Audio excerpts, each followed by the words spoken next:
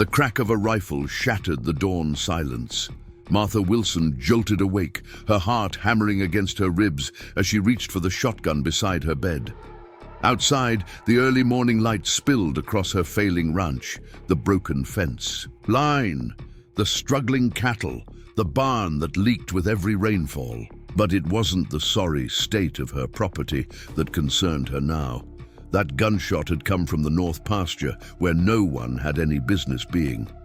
Make sure you're tuning in for this untold story from the American frontier.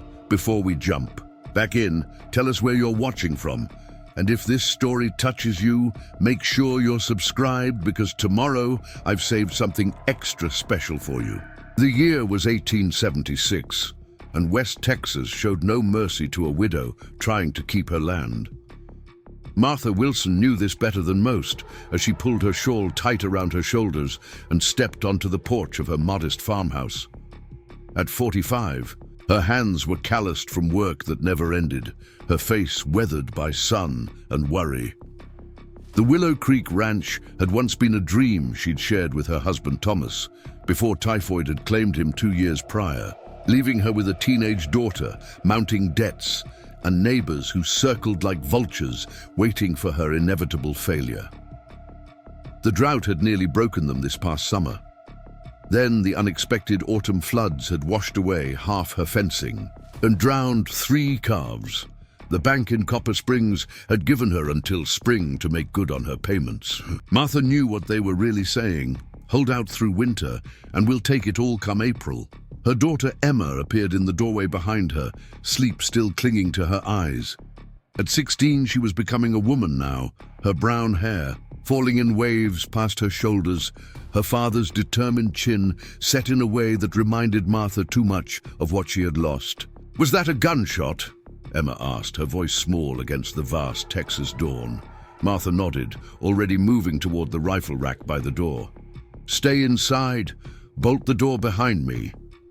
"But no arguments. Not today."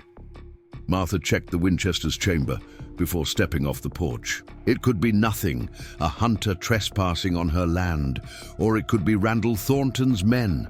The cattle baron had made no secret of his desire for her water rights, especially since the drought. His ranch bordered hers to the east, and with each passing month, his fences seemed to inch closer to her property line. She moved cautiously through the tall grass, following the fence line toward the north pasture.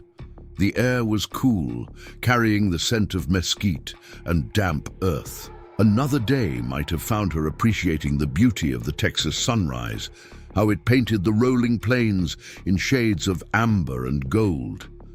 Today, however, her eyes scanned the horizon for movement, for danger. The north pasture lay just beyond, a stand of pecan trees. Martha slowed as she approached, listening. The morning had gone silent. No birds, no insects, just the whisper of wind through the grass. Then she heard it, a low groan, barely audible, coming from the shade of the largest pecan tree. She raised her rifle, approaching slowly. "Who's there? You're trespassing on private property." No response came, only another groan. Martha inched closer, her finger hovering near the trigger. Then she saw him, a man lying on his side, one hand pressed against his thigh where blood had soaked through his buckskin leggings. His black hair hung in 2 long braids, and even in pain, his face maintained a stoic dignity that struck her immediately. A Comanche warrior on her land. Martha's grip tightened on her rifle. The stories from neighboring farms flashed through her mind: raided homesteads, stolen horses, settlers killed. The frontier newspapers painted all Comanche as bloodthirsty savages. Yet something made her hesitate. Perhaps it was the memory of her father, who had traded with Cherokee back in Tennessee and taught her that men should be judged by their actions, not the color of their skin or the language on their tongues. The wounded man's eyes opened, dark and alert despite his injury. He made no move toward the knife at his belt or the bow lying a few feet away. Instead, he watched her, assessing, waiting. "Who shot you?" Martha found herself asking. the rifle still raised. He studied her face before answering in clear, accented English. Men. 3. Horses with the branded sun. He grimaced as he shifted position. Martha recognized the description immediately. The Sunfire brand belonged to Randall Thornton. This man had been shot on her land by her neighbor's men, likely for nothing more than being Comanche in a territory where many believed the only good Indian was a dead one. A decision crystallized in her mind, one that defied every warning she'd ever been given about the Comanche. But Martha Wilson had never been one to follow others' fears, even when common sense might have dictated otherwise. "Can you walk?" she asked, lowering her rifle slightly. Surprise flickered across his face.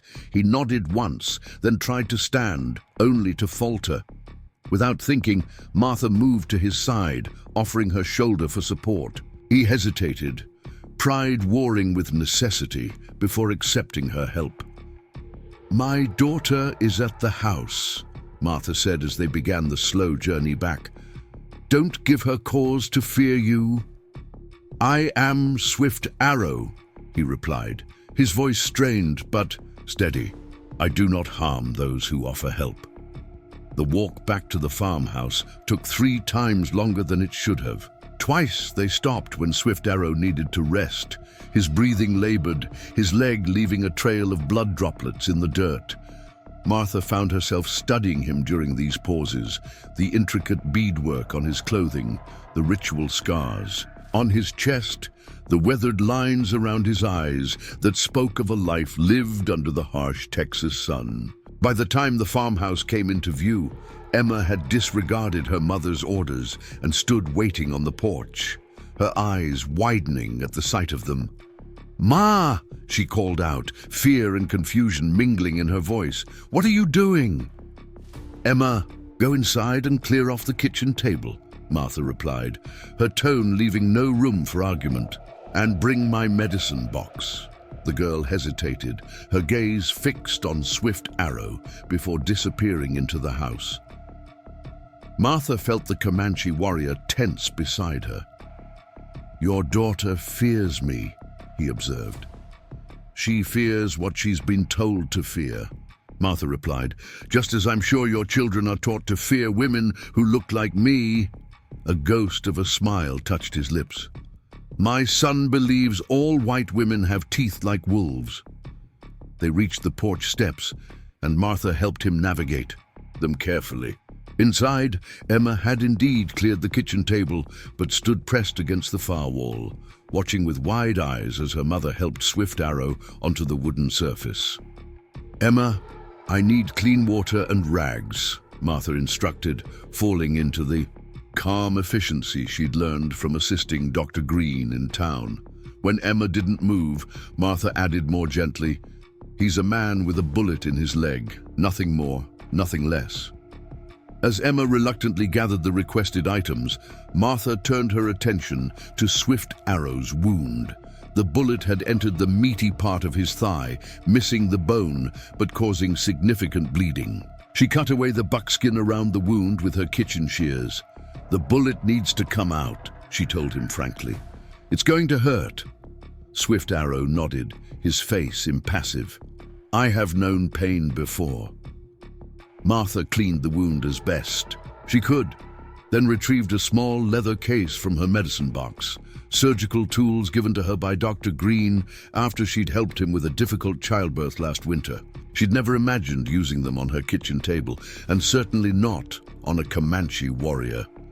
"Emma, hold his leg steady," Martha instructed, relieved when her daughter finally approached, though her hands trembled as she gripped Swift Arrow's leg. Martha worked methodically, probing for the bullet, aware of Swift Arrow's increasingly ragged breathing as she dug deeper into the wound. His hands gripped the edge of the table, knuckles white, but he made no sound. When she finally extracted the bullet with a pair of forceps, his only reaction was a long, slow exhale.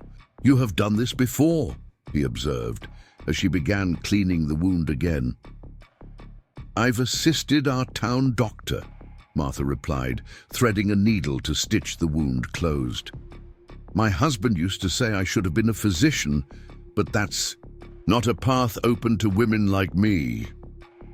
As she worked, the morning light strengthened, spilling through the kitchen windows and illuminating the room. Martha became acutely aware of how strange this tableau must appear. A frontier widow tending to a Comanche warrior, while her daughter looked on in wary silence. Why were Thornton's men after you? Martha asked as she tied off the last stitch. Swift Arrow's gaze shifted to the window, toward the direction of his people's camp. They found our hunting party on land, they claim. We have hunted those grounds since before their grandfathers were born. Martha nodded, understanding the conflict all too well. Randall Thornton claimed rights to land beyond what his deeds actually showed, including a natural spring that fed both his property and Martha's creek. Her husband had challenged Thornton's claims before his death, one reason she suspected why the banker was so eager to foreclose on her ranch now. You should rest, she said, applying a clean bandage to the wound. You've lost blood, and that leg won't hold you for at least a day. Swift Arrow shook his head. I must return. My people will be searching. In your condition, you won't make it half a mile, Martha countered. One night, then you can go. Preparing and narrating this story took us a lot of time, so if you are enjoying it, subscribe to our channel. It means a lot to us. Now back to the story. A standoff of wills occurred in the quiet kitchen, neither willing to yield. Finally, it was Emma who broke the silence. We have the root cellar, she offered tentatively. If anyone comes looking. Martha glanced at her daughter in surprise, and then nodded. Good thinking. It's dry down there and there's a cot. Swift Arrow studied them both, his expression unreadable. Then, with a slight incline of his head, he accepted their offer. With Martha on one side and Emma cautiously on the other, they helped Swift Arrow down the narrow stairs to the root cellar. The space was cool and dark, lined with shelves of preserved vegetables and fruits that represented Martha's desperate hope they might survive the winter.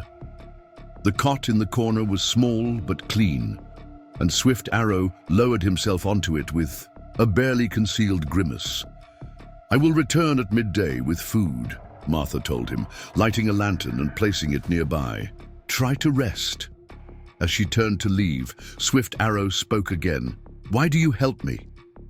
Martha paused at the foot of the stairs, considering the question. So many answers came to mind.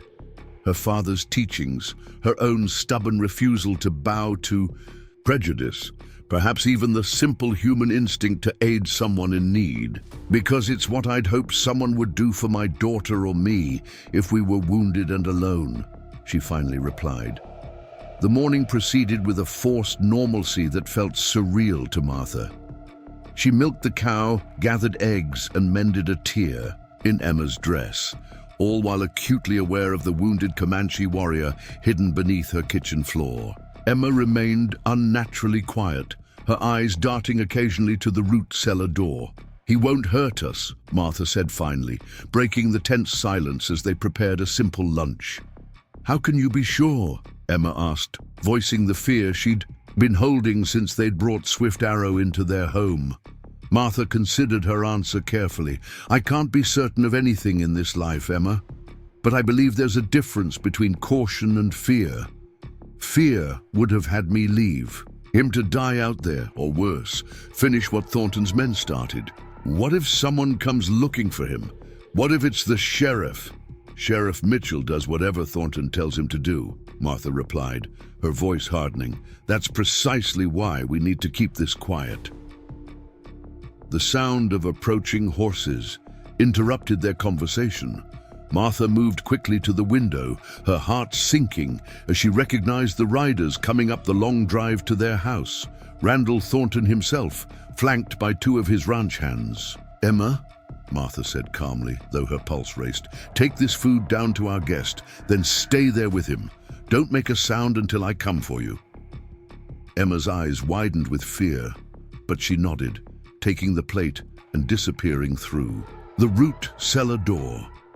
Martha smoothed her apron, took a deep breath, and stepped onto the porch just as Thornton and his men reached the house. Randall Thornton cut an imposing figure on his black stallion. In his 50s, with silver-streaked hair and a meticulously trimmed beard, he carried himself with the entitled confidence of a man accustomed to getting his way. His gaze swept over Martha's modest home with poorly disguised contempt. "Mrs. Wilson," he greeted her with artificial politeness. "Lovely morning, isn't it?" "Mr. Thornton," Martha replied, keeping her face carefully neutral. "What brings you to Willow Creek?" Thornton dismounted, handing his reins to one of his men. "Neighborly concern, nothing more. My boys were out early this morning and came across some troubling signs." He stepped onto the porch, standing closer than propriety dictated. "Seems a wounded Comanche passed this way. Following the blood trail, it appears to lead in this direction." Martha met his gaze steadily. "I haven't seen any Comanche wounded or otherwise. Perhaps your boys misread the signs." Thornton smiled, though it didn't reach his eyes. "Mrs. Wilson, we both know how dangerous these savages can be. If you've seen anything unusual this morning, it would be best to tell me now. For your own safety, of course." "The only unusual thing I've seen today is you on my property, Mr. Thornton," Martha replied, her hands clasped tightly in front of her to hide their trembling. "Now, if you'll excuse me, I have chores waiting." Thornton's smile faded. "You know, Martha, may I call you Martha? Life out here is difficult for a woman alone. Your husband understood that. Thomas was stubborn about some things, but he was a reasonable man. I'm sure if he were here, he'd see the sense in my offer to buy this." He gestured at the struggling ranch. "This burden from you." "This burden is my home," Martha said, steel entering her voice. "And my husband would sooner have shot you than sold you an acre of our land." A flash of anger crossed Thornton's face, quickly masked. "The bank tells me you're behind on your payments. Spring isn't far off, and then, where will you and your girl be?" He shook his head in feigned concern. "I'm offering you a way out, Martha. Cash in hand, enough to start fresh somewhere more, suitable for a woman of your station." Martha felt a cold fury building inside her, but she kept her expression neutral. "Is that all, Mr. Thornton?" "As I said, I have work to do." Thornton studied her for a long moment before nodding to his men. "Search the outbuildings thoroughly." "You have no right," Martha began, stepping forward in protest. "I have every right when a dangerous savage might be hiding on your property," Thornton cut her off. "Unless you have something to hide." Martha watched helplessly as Thornton's men dismounted and began searching her barn and storage shed. She silently thanked Providence that Swift Arrow was hidden beneath the house and not in one of the outbuildings. Still, her heart hammered in her chest as the men poked through her property, upending barrels and opening tack boxes. After what felt like an eternity, they returned to Thornton with a shake of their heads. "Nothing, boss." Thornton's expression hardened as he turned back to Martha. "If I find out you're harboring that Indian, Mrs. Wilson, not even your late husband's good name will protect you." He stepped closer, lowering his voice. "Some might even call it treason, aiding an enemy of honest, God-fearing settlers." Martha didn't flinch. "Is that a threat, Mr. Thornton? Consider it friendly advice." He tipped his hat with exaggerated courtesy. "Good day, Mrs. Wilson. Do remember what I said about my offer. It won't remain open indefinitely." Martha remained on the porch, straight-backed and still, as Thornton and his men rode away. Only when they disappeared over the hill did she allow her shoulders to sag, releasing the breath she'd been holding. She waited another full minute before hurrying back inside and opening the root cellar door. Below, she found Emma and Swift. Arrow in a tableau she never could have imagined that morning, her daughter sitting cross-legged on the dirt floor, listening intently as the Comanche warrior demonstrated how to weave a small grass figure. They both looked up as the door opened, and Martha saw the question in Swift Arrow's eyes. "Thornton," she confirmed. "Looking for you." Swift Arrow nodded gravely. "He will return. Men like him do not give up easily." "No," Martha agreed, descending the stairs. "Which is why you need to leave as soon as it's dark. Can you ride?" "If necessary." His eyes held hers steadily. "You have taken a great risk." Martha settled on the bottom step, suddenly weary. "Thornton wants my land. Has for years. This just gives him another excuse to try to drive me off." Swift Arrow studied her with new interest. "The water that feeds your creek comes from the sacred spring, yes? The one his cattle now drink from?" Martha nodded. "My husband discovered it when we first settled here. Built our home near the creek because of it. Thornton's been trying to claim it exclusively since he arrived 5 years ago. The spring has belonged to my people since the time before memory," Swift Arrow said. "It is said the Great Spirit blessed those waters to never run dry, even in the worst drought." "Tell that to Thornton," Martha replied with a bitter laugh. "Perhaps I will." Something in his tone made Martha look up sharply. Swift Arrow's expression had changed, a resolute determination replacing the guarded wariness he'd shown earlier. "You have honored the old ways by offering shelter and healing to a stranger. My people remember such debts." As darkness fell, Martha helped Swift Arrow mount her old mare. His leg was still stiff, but the bleeding had stopped, and he moved with the careful deliberation of a man well acquainted with managing pain. Emma had packed a small bundle of food and clean bandages, which she handed up to him with only slight hesitation. "Keep to the creek bed," Martha instructed, handing him the reins. "It'll hide your tracks and lead you toward the hills." Swift Arrow nodded, then reached for something tied to his belt, a small leather pouch embroidered with intricate beadwork. He held it out to Martha. "What's this?" she asked, taking it cautiously. "Medicine. For protection." His gaze was intense in the fading light. 3 days from now, when the moon is dark, listen for the owl's call at midnight. Do not be afraid." Before Martha could question him further, he turned the horse and rode away, becoming one with the shadows almost immediately. She stood watching. Long after he disappeared, the leather pouch clutched in her hand, wondering at his cryptic parting words.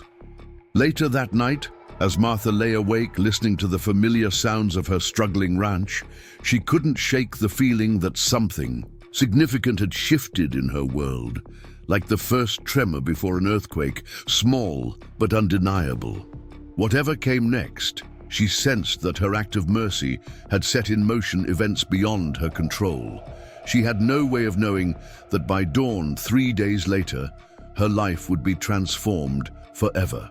For 3 days, Martha went about her chores with a growing sense of anticipation mingled with dread. Each creak of the windmill, each distant sound of hoofbeats along the road sent her heart racing. Would it be Thornton returning with the sheriff? Would it be Swift Arrow? Or would nothing happen at all? His cryptic words, nothing more than the gratitude of a man who never expected to return. Emma had asked questions, of course, about Swift Arrow, about what might happen next. Martha had few answers to give her. They were simply 2 women alone on a failing ranch, and that fact hadn't changed regardless of who they had helped or what promises might have been made. Still, Martha found herself watching the moon each night, noting how its fullness waned. Toward the darkness Swift Arrow had mentioned, the evening of the 3rd day arrived with a spectacular sunset that painted the Texas sky in shades of crimson and gold. Martha stood on her porch watching as the colors faded and stars began to appear one by one in the darkening expanse above. The air was unusually still, as if the world itself were holding its breath in anticipation. Emma joined her, wrapping a shawl around her shoulders against the evening chill. "Do you think he'll come back?" she asked, her voice barely above a whisper. Martha sighed. I don't know. But whatever happens, we'll face it together, just as we always have. They turned in early that night, though Martha suspected neither of them would find sleep easily. She lay in her bed listening to the night sounds of the ranch, the shifting of cattle in the nearby pasture, the occasional hoot of an owl in the distance, the whisper of wind through the roof shingles that needed replacing. Midnight approached with excruciating slowness. Martha had left her window open despite the chill, straining to hear any unusual sound. The mantel clock in the front room struck 12, its chime seeming unnaturally loud in the stillness of the night. Nothing happened. Minutes passed. Martha felt a weight of disappointment settle in her chest. Perhaps she had misunderstood Swift Arrow's words. Perhaps he had never intended to return at all. Then she heard it, a low rhythmic hooting that didn't belong to any owl native to these parts. Martha sat up, her heart racing. The sound came again, closer this time, undeniably a signal rather than a natural call. Martha dressed quickly in the darkness, pulling a shawl over her nightgown. She hesitated at Emma's door, then decided against waking her.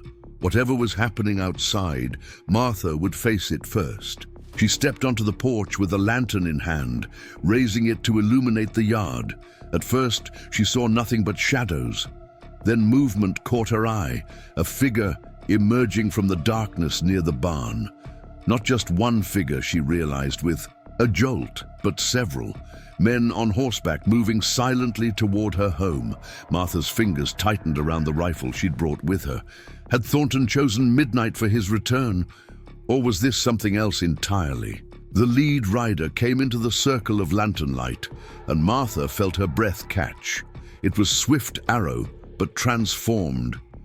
Gone were the plain buckskins he'd worn when wounded. Now he sat tall on a painted horse, his chest bare despite the cool night air, adorned with intricate patterns in red and white clay. Eagle feathers hung from his braided hair, and around his neck gleamed a striking silver medallion. Behind him rode 5 other warriors, similarly adorned, their faces solemn in the wavering light. Martha Wilson, Swift Arrow spoke her name, with formal dignity. I have returned, as promised. I see that, Martha replied, lowering her rifle but keeping it close.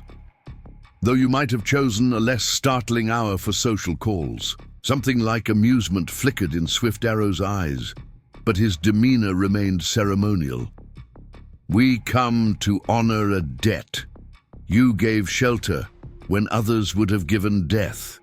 You offered healing when others would have offered harm. Martha shook, her head slightly. I did what any decent person would do. No, Swift Arrow countered firmly. You did what few of your people would have done.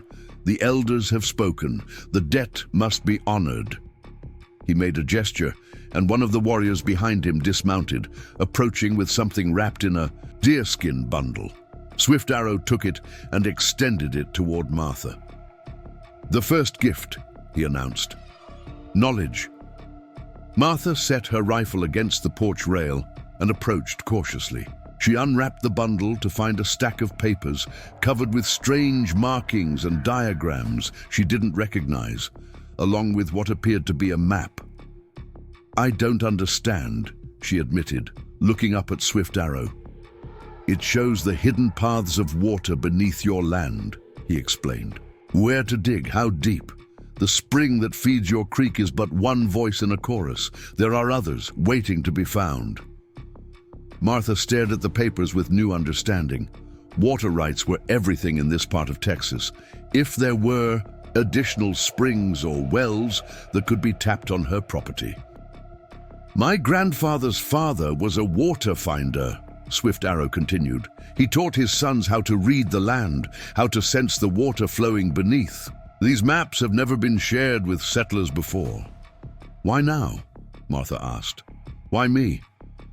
Because you showed respect when others showed none, Swift Arrow replied simply. And because what Thornton seeks to take by force was never his to claim. The significance of this gift wasn't lost on Martha. With additional water sources, her ranch wouldn't just survive, it could thrive. Even Thornton, with all his money and influence, couldn't ignore the value this would add to her land. "Thank you," she said, her voice thick with emotion. "This is more than generous." Swift Arrow inclined his head in acknowledgement. "The second gift comes with the dawn," he said. "Before the sun reaches midday, we will have repaid our debt in full." "I don't understand," Martha began, but Swift Arrow had already turned his horse. "Keep your daughter inside until morning light," he instructed. "Then when the sun touches the tops of the pecan trees, come to the north pasture." Before Martha could ask more questions, Swift Arrow and his companions melted back into the darkness, as silently as they had appeared, leaving her alone on the porch with the precious maps clutched in her hands. Emma was full of questions at breakfast, excited and nervous in equal measure. Martha had shown her the maps, explaining their significance as best she could, though in truth, she was still trying to comprehend it herself. "But what's the second gift?" Emma pressed, peering out the window toward the north pasture for the dozenth time. "And why can't we go look now?" "Patience," Martha counseled, though her own curiosity was nearly overwhelming. Swift Arrow was clear about the timing. They watched the sun climb higher in the morning sky, its rays finally touching the tops of the pecan trees that marked the edge of their property. Martha had never known time to pass so slowly. "Now," she said at last, reaching for her shawl, "we can go now." They walked together toward the north pasture, Martha's mind racing with possibilities. What could Swift Arrow and his people possibly be doing? As they crested the small rise that overlooked the pasture, Martha stopped in her tracks, a gasp escaping her lips. The north pasture had been transformed. Where yesterday there had been only scrubby grass and a broken fence line, today there stood the framework of a barn, larger and sturdier than the one near the house. Around it, at least 20 Comanche men worked with purpose, some raising support beams, while others fitted planks together with practiced precision. To the left of the new barn, a wide ditch had been dug, lined with stones, creating what appeared to be the beginning of an irrigation channel. It ran from the direction of the hidden spring Swift Arrow had mentioned, curving toward what would be prime grazing land if it had water. "Ma," Emma breathed beside her, "are they building us a new ranch?" Martha could hardly believe her eyes. "It appears they are." They made their way down the slope toward the hive of activity. As they approached, Martha spotted Swift Arrow directing a group of workers near what looked like the beginnings of a corral. He turned as they drew near, greeting them with a formal nod. "The second gift," he said, gesturing to the construction around them. "Labor. By sunset, your ranch will be renewed." Martha shook her head in amazement. "I never expected. This is too much." "It is what the elders have decided," Swift Arrow replied. 3 days ago, I carried word of your kindness to my grandfather, Running Bear. He remembered your husband." "Thomas?" Martha asked, surprised. "Your grandfather knew Thomas?" Swift Arrow nodded. "Many seasons ago, when your husband first came to this land, he found a Comanche boy injured near the creek. The boy had fallen from a cliff while hunting. Your husband bound his wounds and returned him to our camp instead of killing him as others might have done." Martha's mind raced back through the years. "The boy with the broken arm," she whispered. "Thomas never told me he was Comanche. He just said he'd found a lost child." "The boy was my cousin," Swift Arrow said. "Running Bear never forgot this kindness. When I told him of your help, he said the circle must be completed." He gestured again to the bustling activity around them. "This is not charity, Martha Wilson. This is balance." Throughout the day, Martha and Emma watched in awe as the new structures took shape with remarkable speed. The Comanche workers moved with efficient precision, their techniques clearly honed over generations of communal building. By midday, The barn's framework was complete, its roof beginning to take form. The irrigation channel extended further across the pasture, and a team of workers had begun digging what Swift Arrow explained would be a new well, positioned according to the water maps. Around noon, more riders arrived, women from the tribe, bringing food for the workers. To Martha's surprise, they included her and Emma in the meal, offering them flatbread and dried meat with solemn courtesy. Though few spoke English, their gestures of inclusion needed no translation. As the day progressed, Martha found herself working alongside the Comanche women, picking up their techniques for securing the roof thatch, learning through observation and mimicry. Emma, initially shy, was soon helping younger tribal members carry water to the workers, her laughter mixing with theirs in a language that transcended words. By mid-afternoon, a wagon arrived from the direction of Copper Springs, driven by none other than Dr. Samuel Green. Martha hurried to meet him, confused by his unexpected appearance. "Sam, what are you doing here?" The doctor, a lanky man in his 50s with kind eyes and a perpetually worried expression, gaped at the scene before him. "Good Lord, Martha. When I got your message, I didn't expect this." "My message?" Martha frowned. "I didn't send you any message." Dr. Green reached into his coat pocket and produced a folded paper. "Delivered by a Comanche boy this morning. Said it was urgent." Martha unfolded the note, immediately recognizing her late husband's handwriting on the faded paper. "Sam, the time has come to implement what we discussed before my passing. Martha will need the papers from the iron box. Bring them today to Willow Creek." Martha's hand trembled as she read the words. "This is impossible," she whispered. "Thomas has been gone 2 years." Dr. Green looked equally bewildered. "I know, but when I received it, Martha, I can't explain it, but it felt right. And I remembered the promise I made to Thomas before he died, that if anyone ever brought me a message like this, I was to trust it without question." "What papers?" Martha asked. "What iron box?" Instead of answering, Dr. Green reached into his medical bag and withdrew a small metal box, its surface etched with geometric patterns.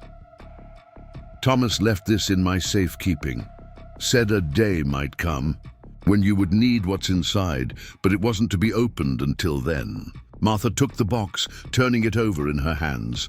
It was heavier than it looked, and locked with a small brass key that Dr. Green provided. With trembling fingers, Martha inserted the key and turned it, hearing a soft click as the mechanism released. Inside lay a stack of official-looking documents bound with a faded ribbon. Martha untied it carefully, scanning the top page with growing astonishment. "These are land deeds," she breathed, "and water rights for all the property bordering the spring, including the portion Thornton claims as his." Dr. Green nodded solemnly. Thomas suspected Thornton's documents were forged from the beginning. He spent months gathering evidence, tracing the true ownership back to the original Spanish land.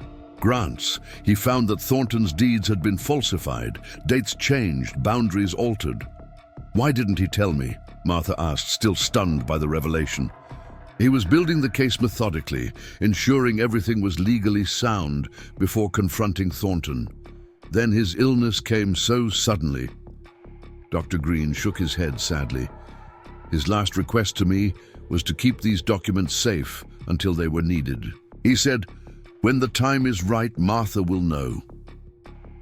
Martha looked from the papers to the scene around her. The new barn nearly completed, the irrigation channel extending toward the fertile pasture land, the Comanche workers who had transformed. Her failing ranch in a single day. Somehow, against all logic, Thomas had reached across time to provide exactly what she needed at precisely the right moment. Or perhaps it wasn't Thomas at all, but rather a more mysterious conjunction of past kindnesses and present need. Swift Arrow approached, his gaze moving from Martha to the documents in her hands. "You have received another gift," he observed. One not from my people. Martha nodded, still trying to process the implications of what she held. These papers prove that Thornton's claims to the spring and surrounding land are false. He's been lying about his ownership for years. Swift Arrow's expression remained impassive, but Martha detected a glint of satisfaction in his eyes. The ancestors work in ways we cannot always understand, he said. Sometimes they use the living to balance old wrongs.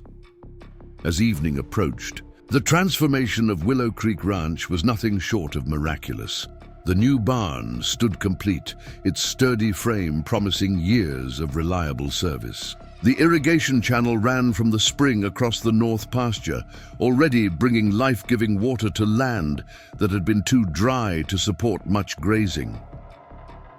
A new well had been dug near the house, lined with stone and fitted with a hand pump that brought clear, sweet water to the surface with minimal effort. Most impressive of all was the corral adjacent to the new barn.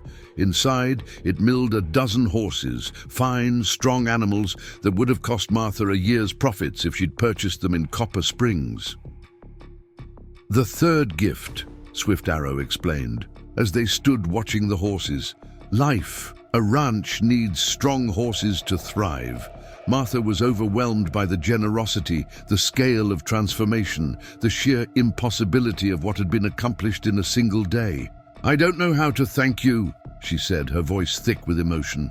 "Live well on this land," Swift Arrow replied simply. "Respect the water. Remember that kindness creates more kindness." As the sun began to set, the Comanche workers gathered, their tools preparing to depart. They moved with the satisfied weariness of those who had completed important work well. Many nodded respectfully to Martha as they passed, acknowledging her not as a recipient of charity, but as someone worthy of their effort. Running Bear himself arrived as the day waned, an elderly man with a deeply lined face and eyes that seemed to hold the wisdom of centuries. He sat tall on his horse despite his advanced years, looking over the transformed ranch with evident approval. Swift Arrow made formal introductions, translating as his grandfather spoke in their native tongue. The old man's words were few but powerful.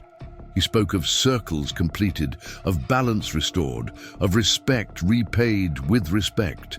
He mentioned Thomas Wilson with reverence, describing how a single act of kindness toward a Comanche child had planted a seed that bloomed fully today. "My grandfather says your husband understood what many settlers do not," Swift Arrow translated. "That the land does not belong to us. We belong to the land. He treated it and its people with respect. Now the land will sustain you and your daughter, as it sustained our ancestors." Martha thought of Thomas, his quiet determination, his fundamental decency, his belief that all people deserve to be treated with dignity, regardless of where they came from. These were the qualities that had made her love him, and these were the qualities that had, in some miraculous way, ensured her survival long after his death. As Running Bear finished speaking, he reached into a pouch at his waist and withdrew, something small that gleamed in the fading light. He extended it toward Martha, a silver medallion similar to the one Swift Arrow wore, etched with symbols she didn't recognize. "A token of alliance," Swift Arrow explained as Martha accepted. "The gift. It marks Willow Creek Ranch as under the protection of our people. No Comanche will bring harm to you or yours while you hold this." Martha felt the weight of the medallion in her palm, physical proof of a connection she never could have imagined possible just a few days ago. "Thank you," she said, meeting Running Bear's gaze directly. "Your people will always find friendship. Here." The old man nodded, a hint of a smile touching his weathered features. He spoke again, and Swift Arrow translated. "He says the water beneath your land sings many songs. Listen carefully, and it will tell you where to find more."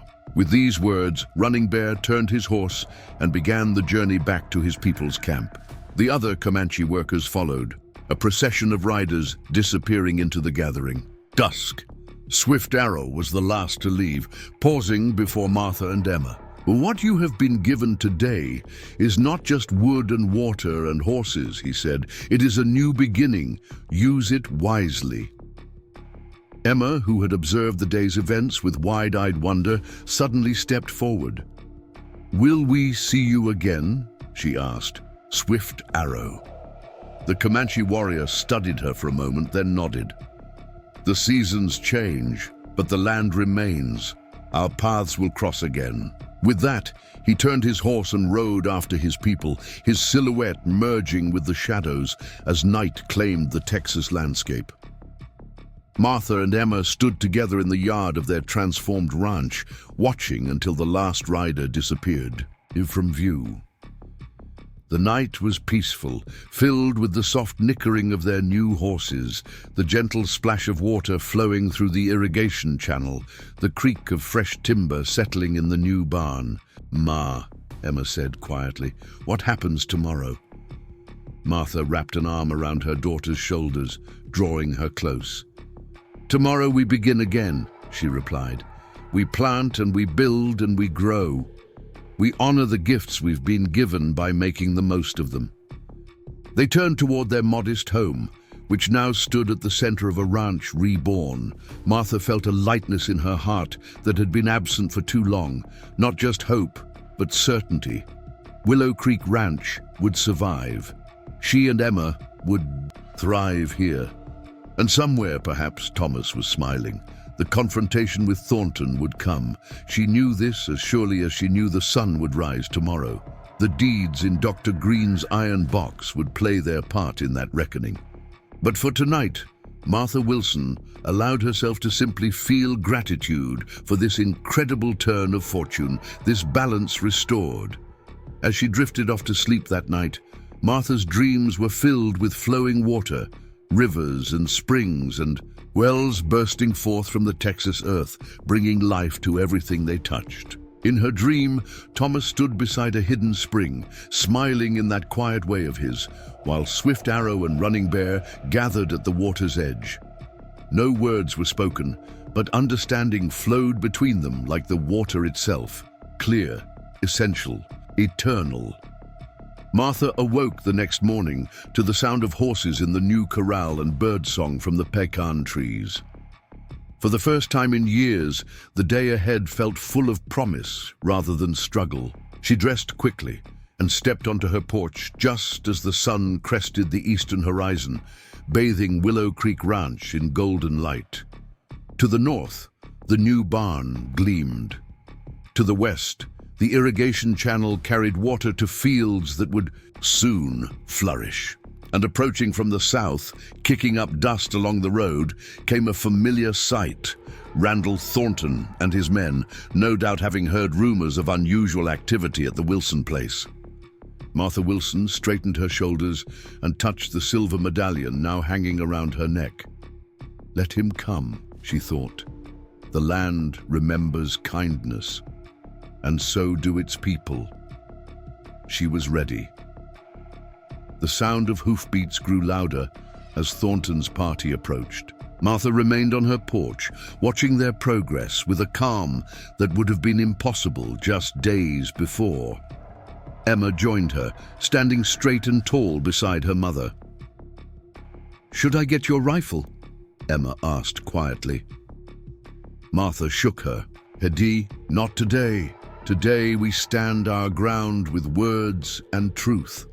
Thornton reined in his black stallion before the house, his expression darkening as he took in the obvious improvements to the property.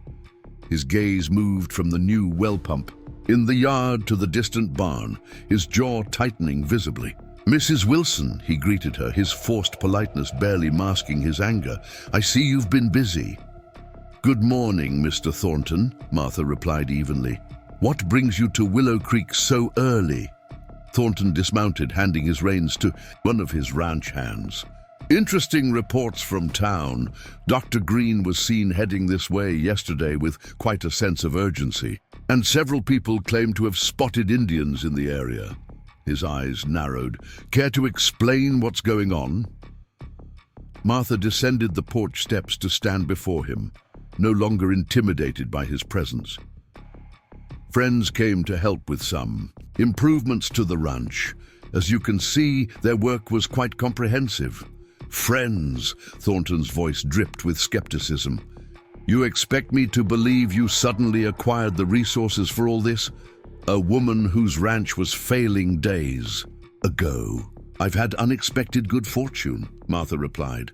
And as for resources, it seems I have more than I realized, including the true deeds to the spring and surrounding lands that you've been claiming as your own. The color drained from Thornton's face. What are you talking about? Martha smiled, slightly. My husband was more thorough than you gave him credit for, Mr. Thornton. He discovered the discrepancies in your land claims before he died. The original Spanish land grants clearly show that the spring and northern grazing lands belong to Willow Creek Ranch, not Sunfire. That's preposterous, Thornton blustered, though a flicker of uncertainty crossed his features. I have deeds, forged deeds, Martha interrupted calmly. With altered dates and boundaries, Thomas documented it all. The papers are now with Judge Harmon in Austin, who was quite interested to learn how you've expanded your holdings through falsified documents. This was a slight exaggeration. The papers were still in Dr. Green's iron box in her kitchen. But Martha had indeed sent a rider to Austin at first light, with copies and a detailed letter. Judge Harmon had been a friend of Thomas's, and she knew he would act swiftly once the evidence reached him. Thornton's face flushed with anger. You're bluffing, he snarled. You've got nothing. Would you care to wager your ranch on that, Mr. Thornton? Martha asked. Because that's precisely what's at stake. Falsifying land deeds is a serious crime in Texas.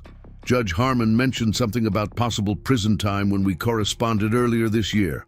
This too was a fabrication, but Martha could see the seed of doubt taking root in Thornton's mind. He glanced at his men, then back at the visible improvements to the ranch, clearly rattled by this unexpected turn of events. And there's another matter, Martha continued, pressing her advantage. The shooting of a Comanche man on my property 3 days ago. Your men were responsible, I believe. Thornton's eyes widened slightly before he controlled his expression. I don't know what you're talking about. The Comanche chief Running Bear seems to think otherwise, Martha replied, touching the medallion at her neck. He's quite interested in discussing the matter with you, should you continue to trespass on lands that aren't yours. The mention of Running Bear, a name that carried weight throughout the territory, caused visible discomfort among Thornton's men. One of them leaned toward Thornton, whispering urgently in his ear. Martha could guess the content of that whispered conversation.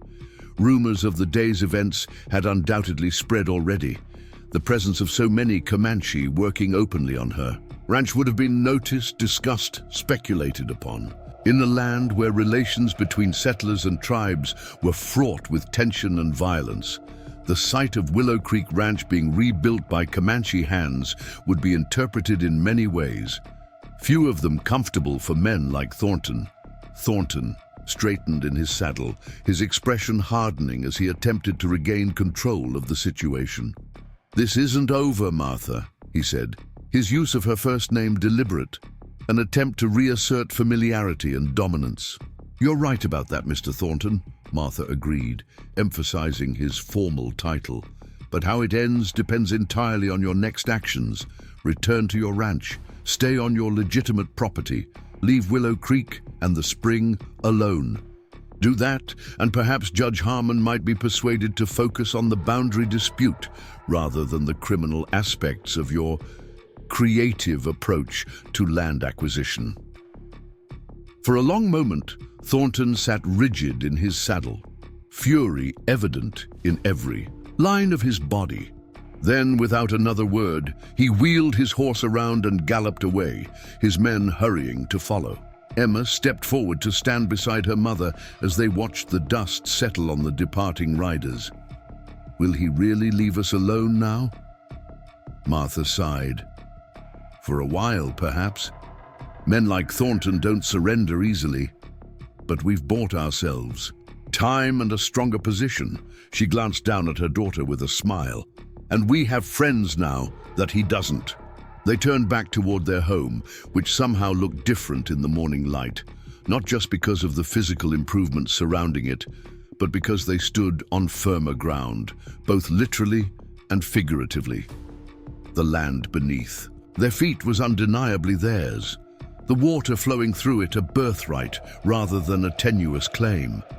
As they reached the porch, Martha paused, looking out over Willow Creek Ranch with new eyes. The Texas sun illuminated the improvements wrought by Swift Arrow's people, but it also highlighted possibilities she hadn't seen before. Where new fences might go, where crops might flourish, where cattle could grow fat on well-watered grass. "What are you thinking, Ma?" Emma asked, noting her mother's contemplative expression. Martha smiled, wrapping an arm around her daughter's shoulders. "I'm thinking that kindness creates ripples we can't always see," she replied. "Your father helped a Comanche child years ago, never knowing how that single act would one day save our home. Swift Arrow's people transformed our ranch in a day, showing us what's possible when people work together instead of against each other." She touched the silver medallion at her throat, feeling its weight and significance. "And I'm thinking that boundaries aren't always where we think they are. Sometimes they're just lines drawn on paper by men who never understood the land in the first place." Emma leaned against her mother, gazing out at their transformed ranch. "So what do we do now?" Martha's smile deepened. "Now we get to work. We have horses to tend, fields to plant, and a new barn to fill. We have water to direct and boundaries to mark." She squeezed her daughter's shoulder. "And someday, when someone comes to us in need, regardless of where they come from or what they look like, we'll remember this day and we'll offer them shelter without hesitation." Together, they stood at the threshold of their home, looking out at a future suddenly rich with possibility.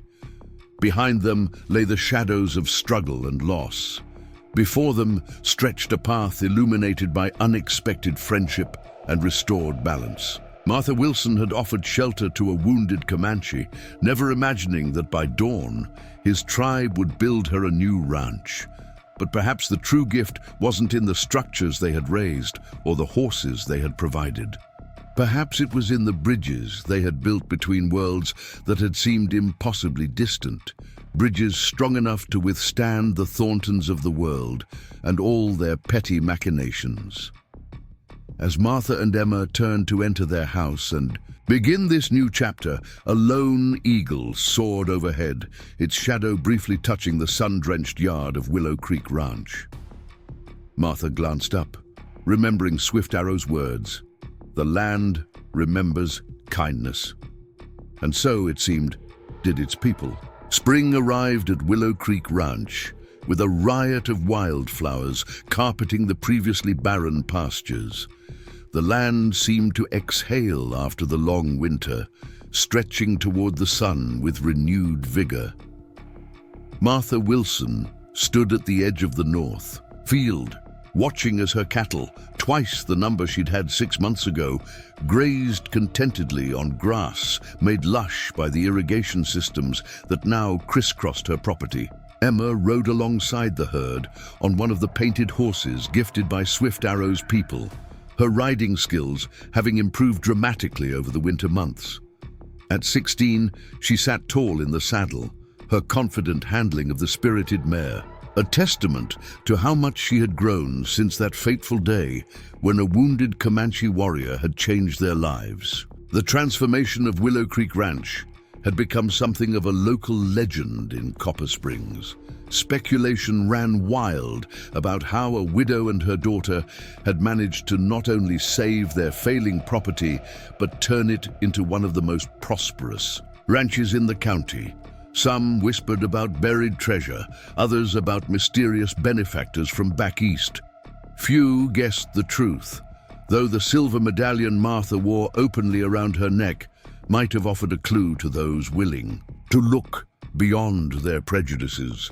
Martha turned at the sound of approaching hoofbeats, smiling as she recognized Dr. Green riding toward her. The doctor had become a more frequent visitor since that transformative day, his friendship a welcome constant in their changing world. "Morning, Sam," she called as he dismounted. "What brings you out this way?" Dr. Green secured his horse to a fence post and approached with a leather portfolio tucked under his arm. "News from Austin," he replied, his expression a mixture of excitement and caution. "Judge Harmon's ruling came through yesterday." Martha's pulse quickened. For months, the legal challenge to Randall Thornton's land claims had wound its way. Through the territorial courts, a slow-moving battle of paperwork and testimonies that had tested her patience. "And?" Dr. Green handed her the portfolio. "See for yourself. It's all there, official and binding." Martha opened the leather case with careful fingers, scanning the formal legal language of the top document. As she read, a slow smile spread across her face. "He did it. The judge ruled in our favor on all counts." "Every last one," Dr. Green confirmed, his own smile breaking through. "Thornton's claims to the spring and northern grazing lands have been invalidated. The boundaries have been officially redrawn according to the original Spanish land grants Thomas uncovered." Martha continued reading, her eyes widening at a particular paragraph. "Thornton has to pay damages for water usage and timber harvesting?" Dr. Green nodded, clearly relishing this detail. 5 years' worth. Judge Harmon was particularly incensed by the deliberate altering of the boundary markers, said it showed malicious intent to defraud legitimate landowners. Martha closed the portfolio, hugging it to her chest as the full implications washed over her. It wasn't just vindication. It was security. The damages would ease the final financial burdens that still occasionally kept her awake at night, and the official recognition of her water rights would ensure Willow Creek Ranch's prosperity for generations to come. "Does Thornton know yet?" she asked, suddenly wary. The cattle baron had maintained an ominous silence since their confrontation months ago, retreating to his ranch, but making his displeasure known through subtle means, inflated prices at stores, where he held influence, whispered slanders in Copper Springs saloons, occasional straying of his cattle onto her property. "Should be receiving the papers today," Dr. Green replied. "Sheriff Mitchell rode out at first light to deliver them on Judge Harmon's direct orders." Martha nodded, her momentary triumph tempered by caution. Randall Thornton was not a man who accepted defeat gracefully. She had no illusions that this legal victory would be the end of their conflict. "Sam," she said after a moment's consideration, "I'd like you to take Emma into town for a few days. Perhaps stay with the Hendersons. Mary's been asking to show Emma her new piano." Dr. Green's brow furrowed. "You're expecting trouble." "I'm preparing for possibilities," Martha corrected gently. "Thornton's a proud man with a lot to lose. I'd feel better knowing Emma's not here when he decides how to respond to this ruling." The doctor studied her face, clearly wanting to argue, but recognizing the wisdom in her words. "And you? Will you stay here alone?" Martha touched the silver medallion at her throat, a gesture that had become almost unconscious in recent months. "I'm not alone, Sam. Not anymore." Her gaze drifted toward the western horizon, where the distant hills concealed the hidden valley that sheltered Swift Arrow's people. Though their visits had been infrequent since the rebuilding of her ranch, Martha knew they watched and waited. The alliance formed through shared respect and mutual aid remained strong, a silent understanding that transcended the usual boundaries between settler and Comanche. "At least let me send Jacob to stay with you," Dr. Green suggested, referring to his assistant. "The boy's a crack shot and loyal to a fault." Martha considered the offer, then nodded. An extra pair of hands and eyes might prove useful in the coming days. "Thank you, Sam. I'd appreciate that." As Dr. Green departed to find Emma and explain their impromptu trip to town, Martha walked the perimeter of her property mentally, cataloging its strengths and vulnerabilities. The new barn stood solid against potential storms, both natural and man-made. The corral's sturdy fence would contain her horses securely. The irrigation channels, now flowing with spring runoff, created natural boundaries that would slow any approach from the east. Her fingers absently traced the silver medallion as she walked. In the months since Swift Arrow had placed it around her neck, she had come to understand its significance beyond mere symbol. The intricate engravings told a story, one of water, paths and sacred springs, of boundaries both seen and unseen, of protection offered and received. Running Bear had visited once during the winter, arriving on a rare clear day between snowfalls. The elderly chief had walked her land slowly, his weathered hands touching trees and soil with reverent familiarity.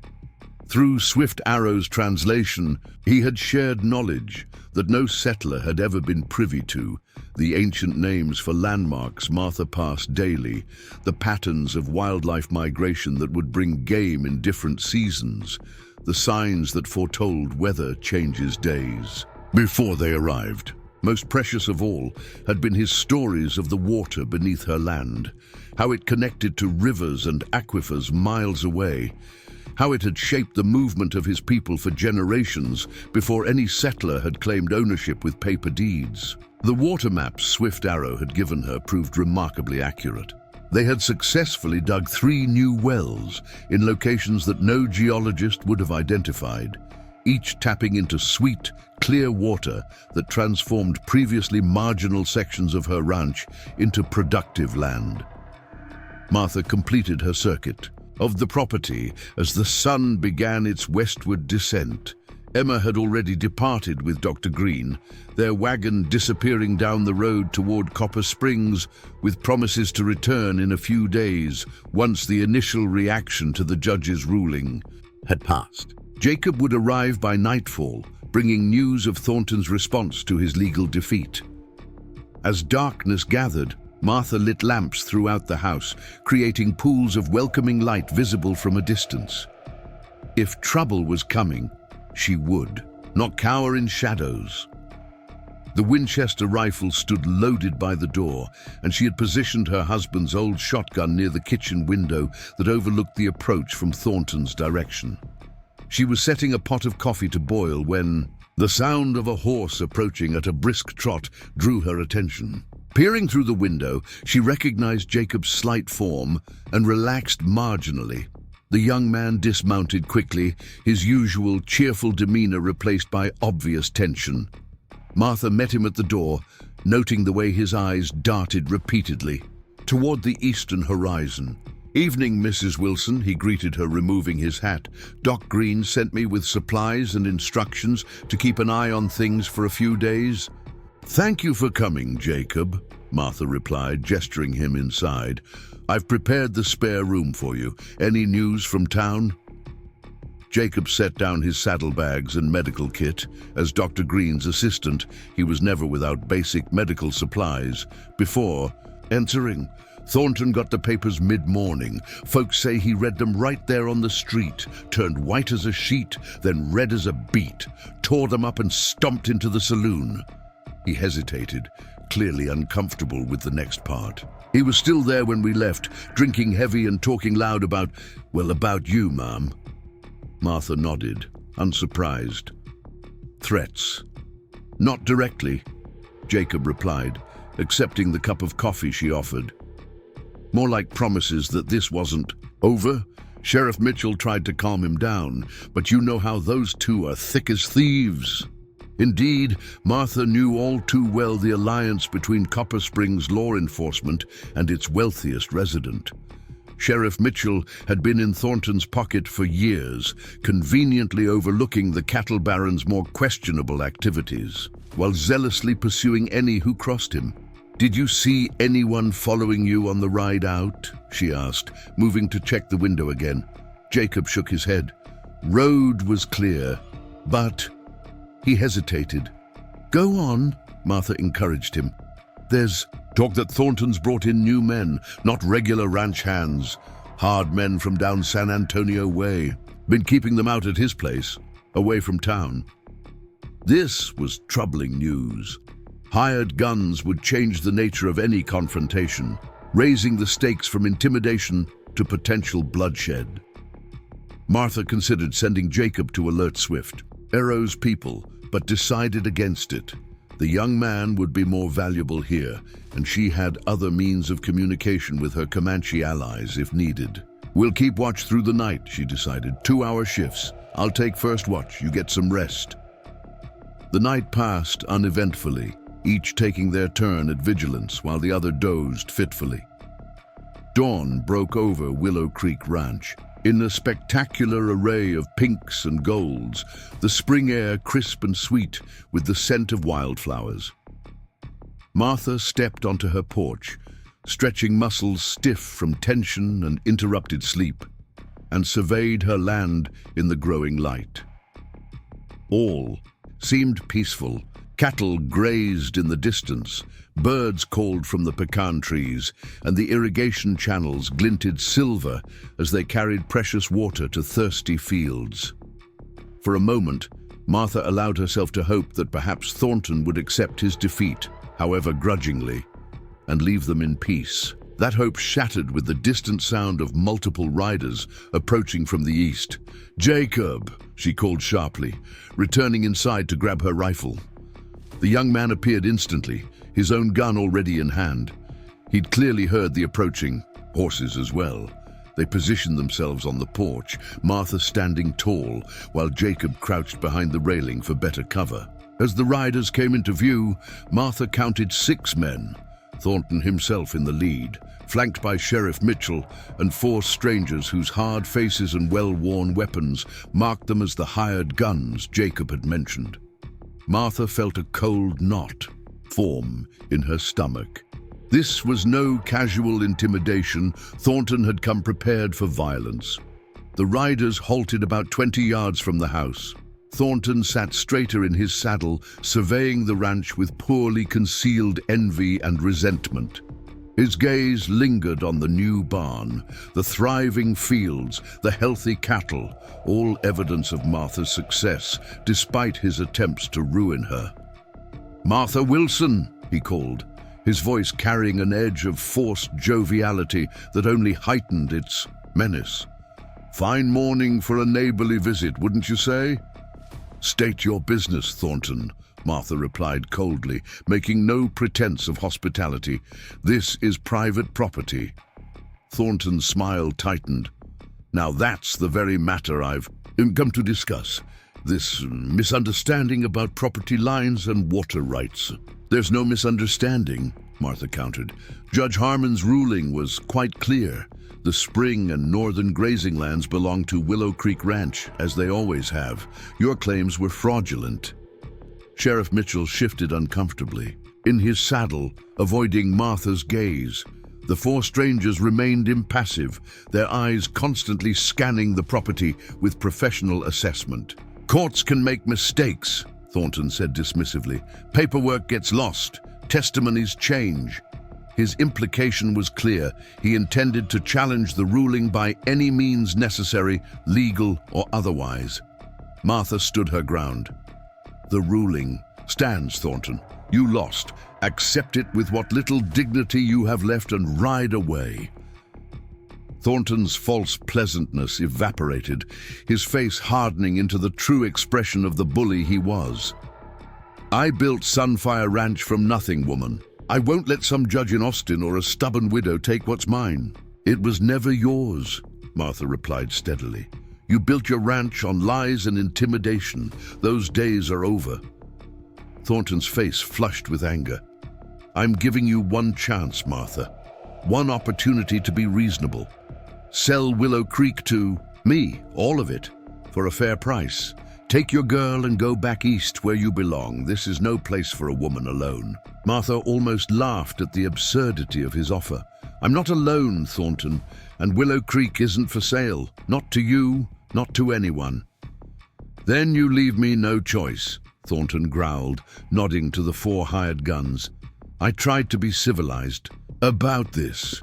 The men began to spread out, clearly positioning themselves for an assault on the house.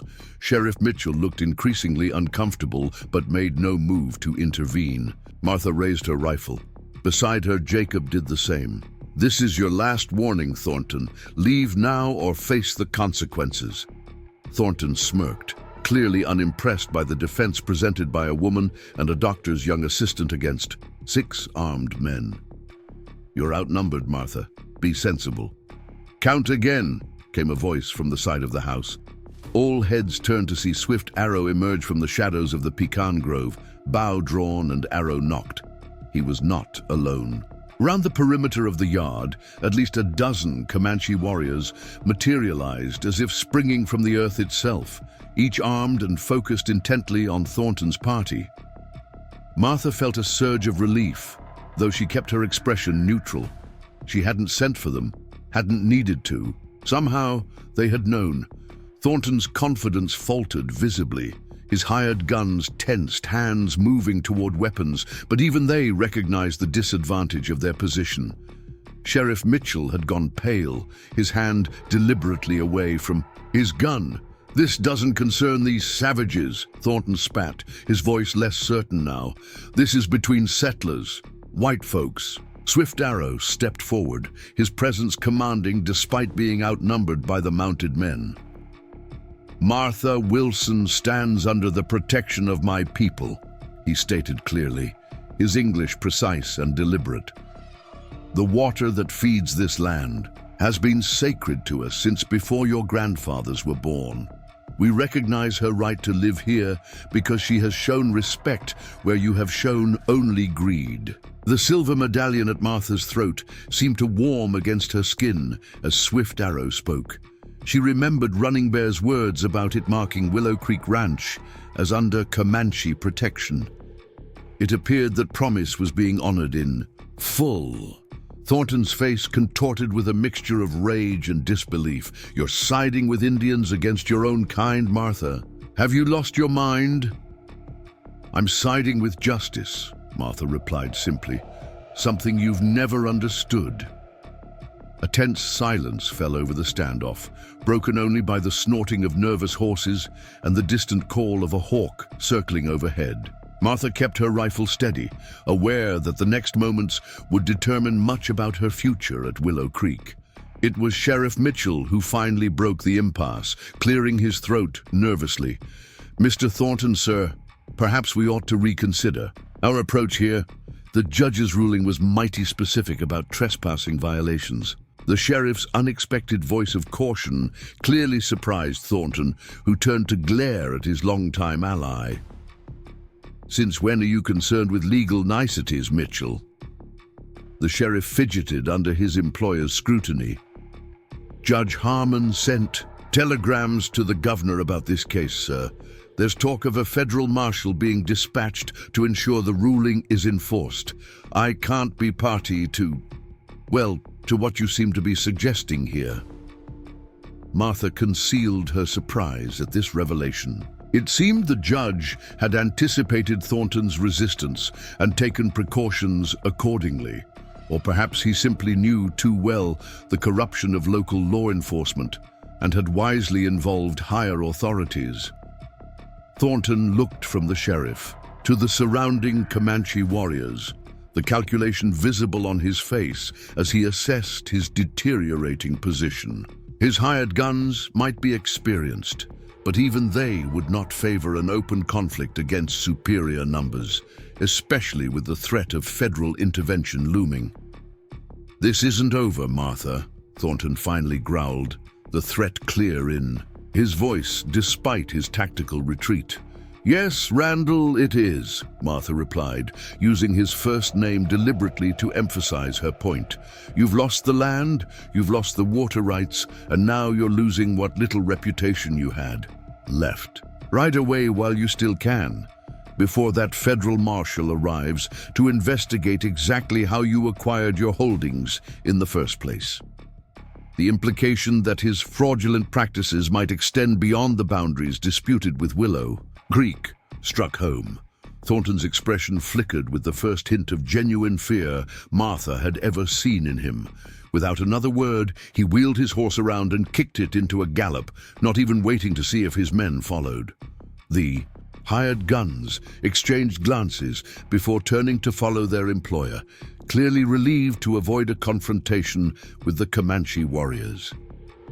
Sheriff Mitchell lingered a moment longer, tipping his hat awkwardly toward Martha in what might have been an apologetic gesture before riding after the others. As the dust settled from their hasty departure, Martha finally lowered her rifle, her arms trembling slightly from the sustained tension. Beside her, Jacob exhaled loudly, clearly relieved at the peaceful resolution. Swift Arrow approached the porch, his expression unreadable as always. "He will return," he observed quietly. "Men like him do not surrender what they believe is theirs, even when it never was." Martha nodded in agreement. "But not today, and perhaps not tomorrow. Each day we hold him off is another day Willow Creek grows stronger." Swift Arrow's gaze swept over the ranch, taking in the improvements that had flourished since his people's initial gift of labor and knowledge. "You have honored our help by using it well," he said, a note of approval in his voice. "The water sings loudly here. Now." Martha smiled at the poetic description, recognizing the truth in it. Willow Creek Ranch hummed with life and productivity in a way it never had before, even during Thomas's lifetime. The irrigation channels they had dug according to the ancient water maps had transformed barren sections into lush grazing land. The new wells provided clean water even during dry spells. The horses gifted by the Comanche had bred with her existing stock, producing foals with exceptional strength and stamina. "Your grandfather," Martha said, thinking of Running Bear, "he knew this would happen, didn't he? When he sent you to help us, he saw beyond the immediate need." Swift Arrow inclined his head slightly. "The old ones see patterns where others see only moments. He remembered your husband's kindness from many winters ago and recognized a circle that needed completion." The Comanche warriors who had materialized to confront Thornton were already melting back into the landscape, returning to whatever hidden positions they had maintained around her property. Martha realized with a start that they had likely been watching over Willow Creek for months, silent guardians, honoring the alliance formed when she had tended Swift Arrow's wound. "How did you know to come today?" she asked, genuinely curious. "I sent no message." Swift Arrow's expression lightened with a rare hint of amusement. "The water told us," he replied, gesturing toward the creek that gave her ranch its name. "Last night, it carried signs of disturbance upstream, horses crossing where they usually do not, men speaking in anger." Martha blinked in surprise, then understood. The creek that flowed through her property continued west, toward the hills where Swift Arrow's people camped. They had detected Thornton's men gathering on the banks last night, perhaps planning their approach or discussing their strategy where they thought no one would overhear.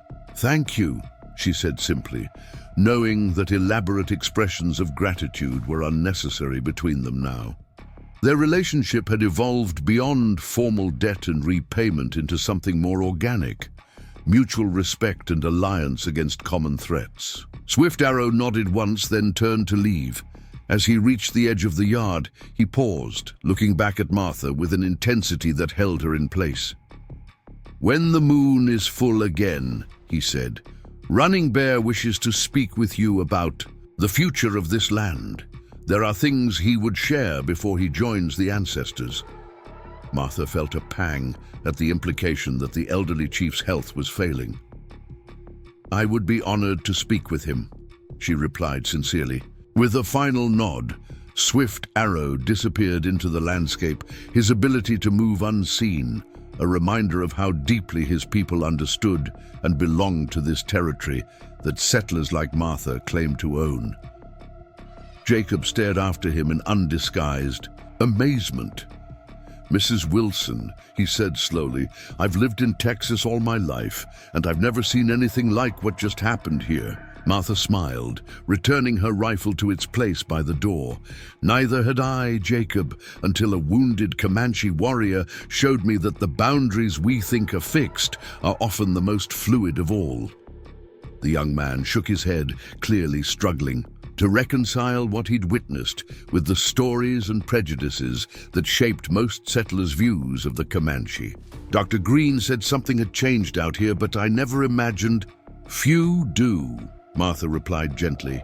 "It's easier to fear what we don't understand than to recognize that different ways of seeing the world might each hold their own wisdom." She touched the silver medallion at her throat, a physical reminder of the invisible connections that now sustained Willow Creek Ranch, connections to the land, to its water, to its original stewards, and to a future that might bridge worlds, rather than divide them. The remainder of the day passed in relative calm, though Martha maintained a vigilant watch for any sign of Thornton's return. By evening, when no further trouble had materialized, she felt secure enough to send Jacob to inform Dr. Green and Emma that it was safe to return home. As twilight descended over Willow Creek Ranch, Martha stood on her porch, watching the first stars appear in the deepening blue sky. The silver medallion gleamed in the last light of day, its intricate patterns catching the fading sunlight. She thought of Running Bear's request to speak with her at the next full moon, wondering what knowledge the elderly chief wished to share.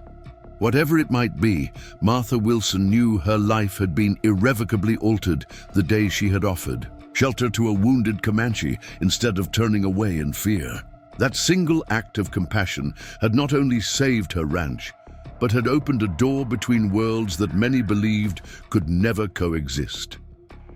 As darkness settled fully over the Texas landscape, Martha heard the distant hooting of an owl. A natural. A sound this time, not a signal. Yet she smiled at it nonetheless, recognizing now that the line between natural and significant was perhaps another boundary more fluid than she had once believed. Willow Creek would endure, Martha knew with certainty. It would endure because its strength now flowed from something deeper than legal documents or property lines.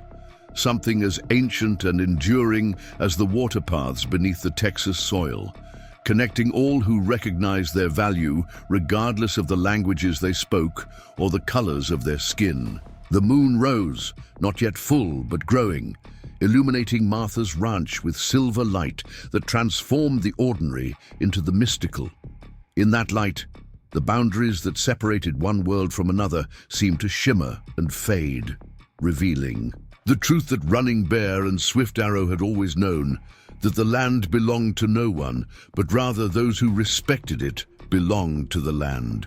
Martha Wilson, once a settler's wife fighting desperately to save her husband's legacy, now stood as something new, a bridge between worlds, a keeper of ancient knowledge, a woman who had offered shelter and received in return far more than mere structures of wood and stone.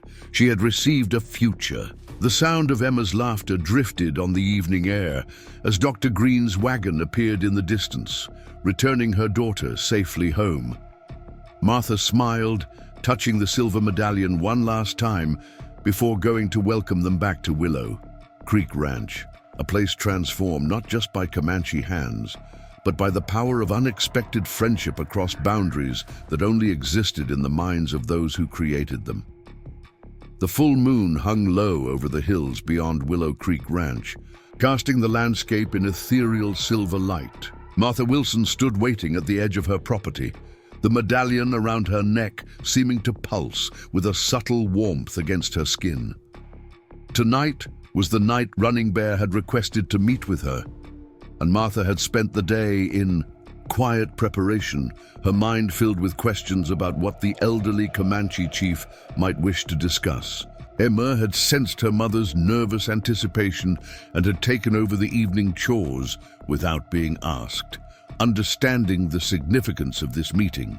In the months since Swift Arrow and his people had transformed their struggling ranch, Emma had changed as much as the land itself, growing from a wary girl into a confident young woman who moved between two worlds with increasing ease. Martha watched as her daughter led the horses into the barn for the night, her movements fluid and assured. Emma had taken to wearing her hair in a single braid, adorned with a beaded leather strip gifted to her by one of the Comanche women who occasionally visited. Her riding skills now rivaled those of Swift Arrow's people, and she had begun learning their language, picking up words and phrases with the quick facility of youth. The confrontation with Thornton had passed without bloodshed, thanks to Swift Arrow's timely intervention. The cattle baron had retreated to his diminished property, his influence in Copper Springs noticeably reduced since Judge Harmon's ruling became public knowledge. Rumors suggested he had been drinking heavily, his rage festering behind the walls of his grand house, but for now, at least, he had ceased his direct challenges to Martha's ownership of Willow Creek Ranch. The sound of approaching horses drew Martha's attention back to the present moment. 3 riders emerged from the shadows of the pecan grove, their forms materializing like spirits from the darkness. Running Bear rode in the center, his ancient face solemn in the moonlight. Swift Arrow flanked him on one side, while a young Comanche woman Martha had not seen before rode on the other. Martha stepped forward to greet them, her hand instinctively touching the silver medallion. "Welcome to Willow Creek," she said simply, knowing that elaborate greetings were unnecessary between them now. Running Bear dismounted with surprising agility for a man of his years, his weathered hands gripping a carved walking stick as he approached Martha. Swift Arrow remained close behind, ready to translate if needed, though the elder had shown an unexpected facility with English during his winter visit.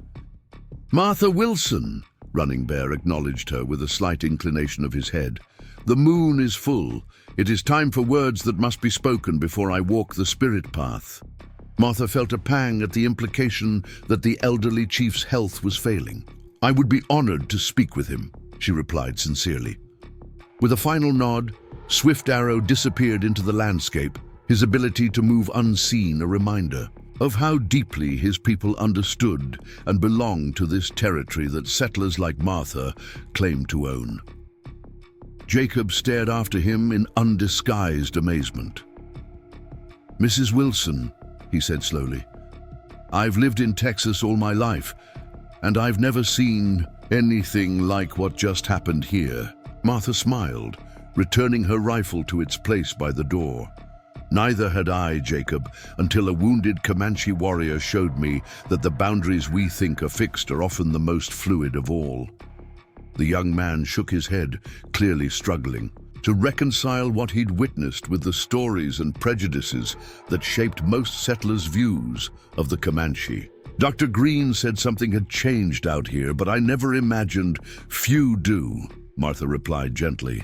"It's easier to fear what we don't understand than to recognize that different ways of seeing the world might each hold their own wisdom." She touched the silver medallion at her throat, a physical reminder of the invisible connections that now sustained Willow Creek Ranch. Connections to the land, to its water, to its original stewards, and to a future that might bridge worlds, rather than divide them. The remainder of the day passed in relative calm, though Martha maintained a vigilant watch for any sign of Thornton's return. By evening, when no further trouble had materialized, she felt secure enough to send Jacob to inform Dr. Green and Emma that it was safe to return home. As twilight descended over Willow Creek Ranch, Martha stood on her porch, watching the first stars appear in the deepening blue sky. The silver medallion gleamed in the last light of day, its intricate patterns catching the fading sunlight. She thought of Running Bear's request to speak with her at the next full moon, wondering what knowledge the elderly chief wished to share. Whatever it might be, Martha Wilson knew her life had been irrevocably altered the day she had offered shelter to a wounded Comanche instead of turning away in fear. That single act of compassion had not only saved her ranch, but had opened a door between worlds that many believed could never coexist. As darkness settled fully over the Texas landscape, Martha heard the distant hooting of an owl, a natural sound this time, not a signal. Yet she smiled at it nonetheless, recognizing now that the line between natural and significant was perhaps another boundary more fluid than she had once believed. Willow Creek would endure, Martha knew with certainty.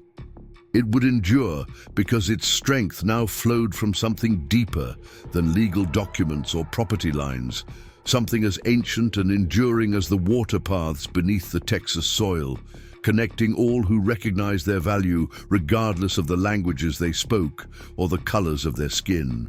The moon rose, not yet full but growing, illuminating Martha's ranch with silver light that transformed the ordinary into the mystical. In that light, the boundaries that separated one world from another seemed to shimmer and fade, revealing the truth that Running Bear and Swift Arrow had always known, that the land belonged to no one, but rather those who respected it belonged to the land. Martha Wilson, once a settler's wife fighting desperately to save her husband's legacy, now stood as something new, a bridge between worlds, a keeper of ancient knowledge, a woman who had offered shelter and received in return far more than mere structures of wood and stone. She had received a future. The sound of Emma's laughter drifted on the evening air as Dr. Green's wagon appeared in the distance, returning her daughter safely home. Martha smiled, touching the silver medallion one last time before going to welcome them back to Willow Creek Ranch, a place transformed not just by Comanche hands, but by the power of unexpected friendship across boundaries that only existed in the minds of those who created them. The full moon hung low over the hills beyond Willow Creek Ranch, casting the landscape in ethereal silver light. Martha Wilson stood waiting at the edge of her property, the medallion around her neck seeming to pulse with a subtle warmth against her skin. Tonight was the night Running Bear had requested to meet with her, and Martha had spent the day in quiet preparation, her mind filled with questions about what the elderly Comanche chief might wish to discuss. Emma had sensed her mother's nervous anticipation and had taken over the evening chores without being asked, understanding the significance of this meeting. In the months since Swift Arrow and his people had transformed their struggling ranch, Emma had changed as much as the land itself, growing from a wary girl into a confident young woman who moved between two worlds with increasing ease. Martha watched as her daughter led the horses into the barn for the night, her movements fluid and assured. Emma had taken to wearing her hair in a single braid, adorned with a beaded leather strip gifted to her by one of the Comanche women who occasionally visited. Her riding skills now rivaled those of Swift Arrow's people, and she had begun learning their language, picking up words and phrases with the quick facility of youth. The confrontation with Thornton had passed without bloodshed, thanks to Swift Arrow's timely intervention. The cattle baron had retreated to his diminished property, his influence in Copper Springs noticeably reduced since Judge Harmon's ruling became public knowledge. Rumors suggested he had been drinking heavily, his rage festering behind the walls of his grand house, but for now at least he had ceased his direct challenges to Martha's ownership of Willow Creek Ranch. The sound of approaching horses drew Martha's attention back to the present moment. 3 riders emerged from the shadows of the pecan grove, their forms materializing like spirits from the darkness. Running Bear rode in the center, his ancient face solemn in the moonlight. Swift Arrow flanked him on one side, while a young Comanche woman Martha had not seen before rode on the other. Martha stepped forward to greet them, her hand instinctively touching the silver medallion. "Welcome to Willow Creek," she said simply, knowing that elaborate greetings were unnecessary between them now. Running Bear dismounted with surprising agility for a man of his years, his weathered hands gripping a carved walking stick as he approached Martha.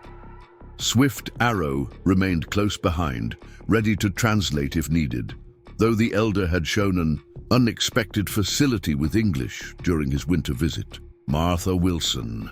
Running Bear acknowledged her with a slight inclination of his head. The moon is full. It is time for words that must be spoken before I walk the spirit path. Martha felt a pang at this confirmation of what Swift Arrow had hinted at. The chief's health was failing. Though she had met him only once before, she had sensed in him a wisdom and dignity that transcended the usual boundaries between their peoples. The thought of that light passing from the world saddened her deeply. "I am honored by your visit," she replied with genuine respect. "Please, come inside." Running Bear shook his head. "What I have to say must be spoken under the sky, where the ancestors can hear." He gestured toward a flat rock formation at the edge of the creek, a natural bench that offered a view across Martha's flourishing fields and beyond to the distant hills. As they walked toward it, Martha noticed that the young woman had dismounted as well and was following silently. She carried a bundle wrapped in elaborately decorated deerskin, holding it with reverent care. When they reached the rocks, Running Bear settled himself with the deliberate movements of one who feels the weight of every year in his bones. Martha sat beside him, while Swift Arrow and the young woman remained standing, their postures attentive but patient. For several minutes, the elderly chief simply gazed out over the landscape, his eyes reflecting the moonlight. When he finally spoke, his voice carried the rhythmic cadence of one accustomed to sharing sacred stories. "Before the grandfathers of my grandfathers walked this land," he began, "the waters beneath the earth spoke to our people. They showed us where to find life in times of drought, where to camp during the cold moons, where the buffalo would come to drink. This knowledge passed from father to son, mother to daughter, for more generations than there are stars in the small cluster." He pointed to the Pleiades shining overhead. Martha listened intently, sensing that she was being granted access to knowledge rarely shared outside the Comanche tribe. "When my father's father was a boy," Running Bear continued, "a great vision came to our most powerful medicine man. He saw a time when strange people with pale skin would come to our lands, bringing with them new ways, new weapons, new sicknesses. He saw battles and blood and great suffering." The chief's gaze turned toward Martha, his dark eyes penetrating in the moonlight. But he also saw something else. He saw that among these new people would come some who could hear the water singing beneath the earth, some who would remember what others had forgotten, that the land does not belong to us. We belong to the land. Running Bear gestured to Swift Arrow, who stepped forward and knelt before Martha. From a pouch at his waist, he withdrew something small and handed it to the chief. Running Bear held it up, a stone the size of a plum, perfectly round and polished to a soft sheen. In the moonlight, Martha could see that its surface was etched with the same patterns that adorned her silver medallion. "This is the water stone," Running Bear explained, his tone reverent. "Since the time before memory, it has been passed from one waterkeeper to the next. It contains the knowledge of all the hidden springs, all the underground rivers, all the places where life flows beneath the earth in this territory." Martha's breath caught as she began to understand the significance of what was happening. Running Bear held the stone in his palm, studying it with an expression of fond farewell. "For 20 winters, I have been its keeper," he said quietly. "Now the time has come for it to pass to new hands." To Martha's astonishment, he extended the stone toward her. "You have proven yourself worthy, Martha Wilson. You offered shelter when others would have offered death. You protected the sacred waters when others sought to possess them. You have listened to the land and learned its truths." Martha stared at the stone, momentarily speechless. "Chief Running Bear," she finally managed, "I'm deeply honored, but surely this should go to someone of your people, to Swift Arrow, perhaps." Running Bear shook his head firmly. The Waterstone does not recognize the boundaries men create between peoples. It goes where it must, to the one who will honor its power. His eyes twinkled with a hint of amusement.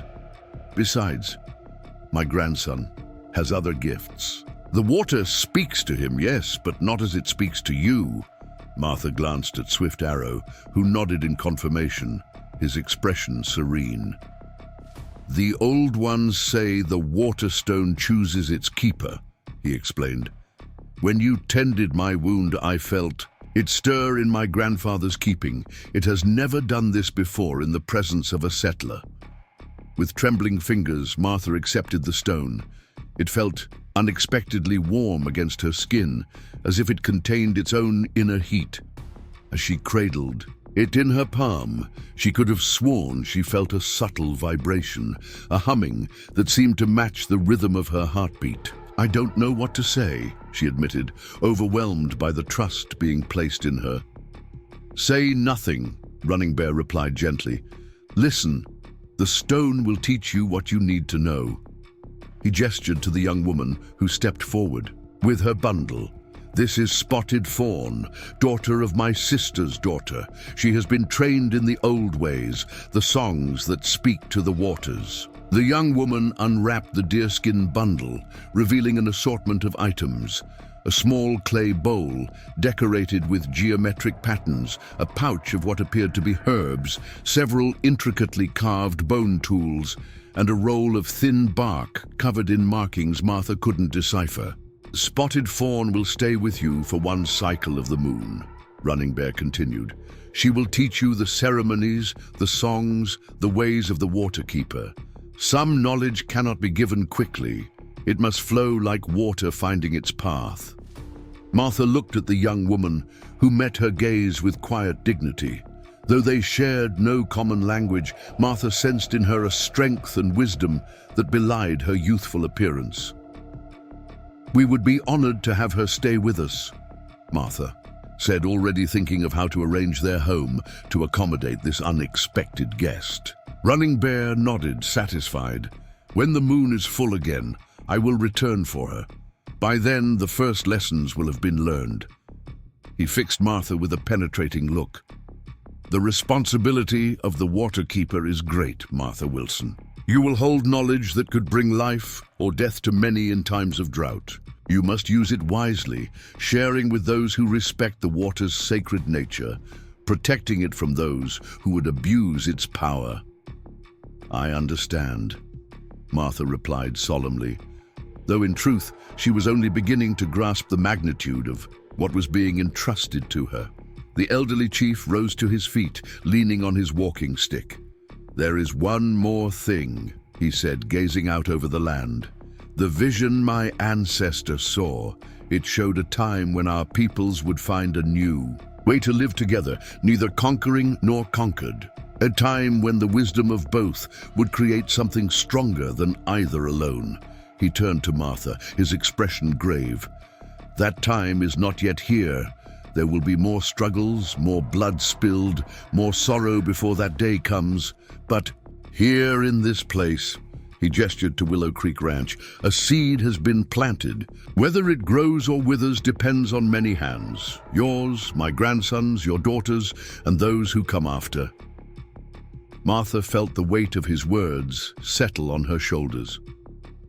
What had begun as a simple act of mercy, tending the wounds of an injured man regardless of his origins, had grown into something far more profound. She was being asked not just to steward the water knowledge, but to nurture the fragile beginning of a different relationship between peoples who had known mainly conflict. I will do everything in my power to see that seed flourish, she promised. Running Bear smiled, the deep lines of his face crinkling. I know you will, Waterkeeper. That is why the stone has chosen you. With these words, he turned and walked back toward his horse, with the measured gait of one who knows his path is drawing to its end. Swift Arrow assisted him in mounting, then turned back to Martha. I will return in 7 days to check on Spotted Fawn and to bring supplies she may need, he said. Until then, listen carefully to her teachings. The stone speaks differently to each keeper. You must learn its language." Martha nodded, still cradling the water stone in her palm. "Swift Arrow," she called as he turned to mount his own horse.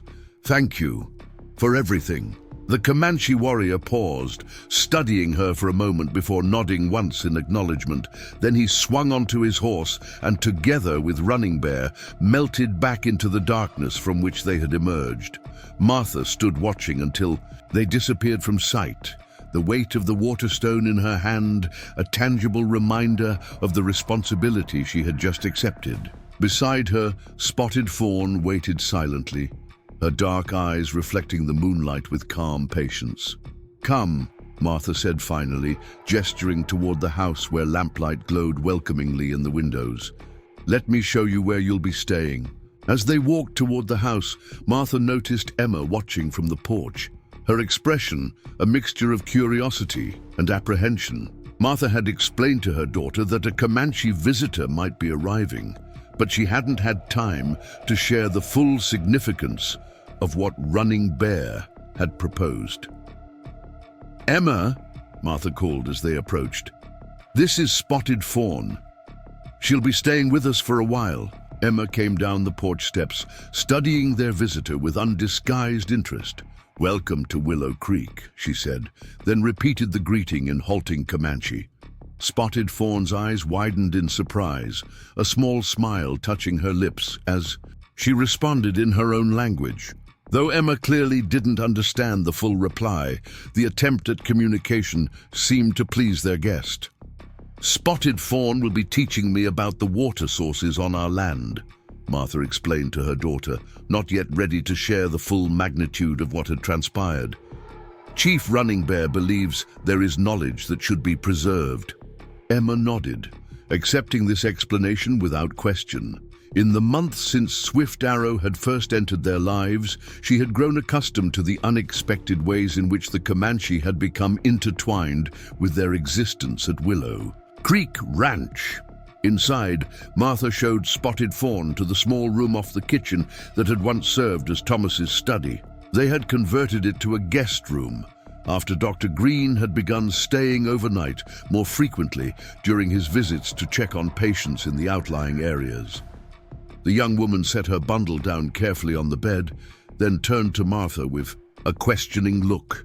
She pointed to the water stone still clutched in Martha's hand, then to the floor, making a circular motion with her finger. "You want to perform a ceremony?" Martha guessed. Spotted Fawn nodded, then pointed to the stone and mimicked drinking water.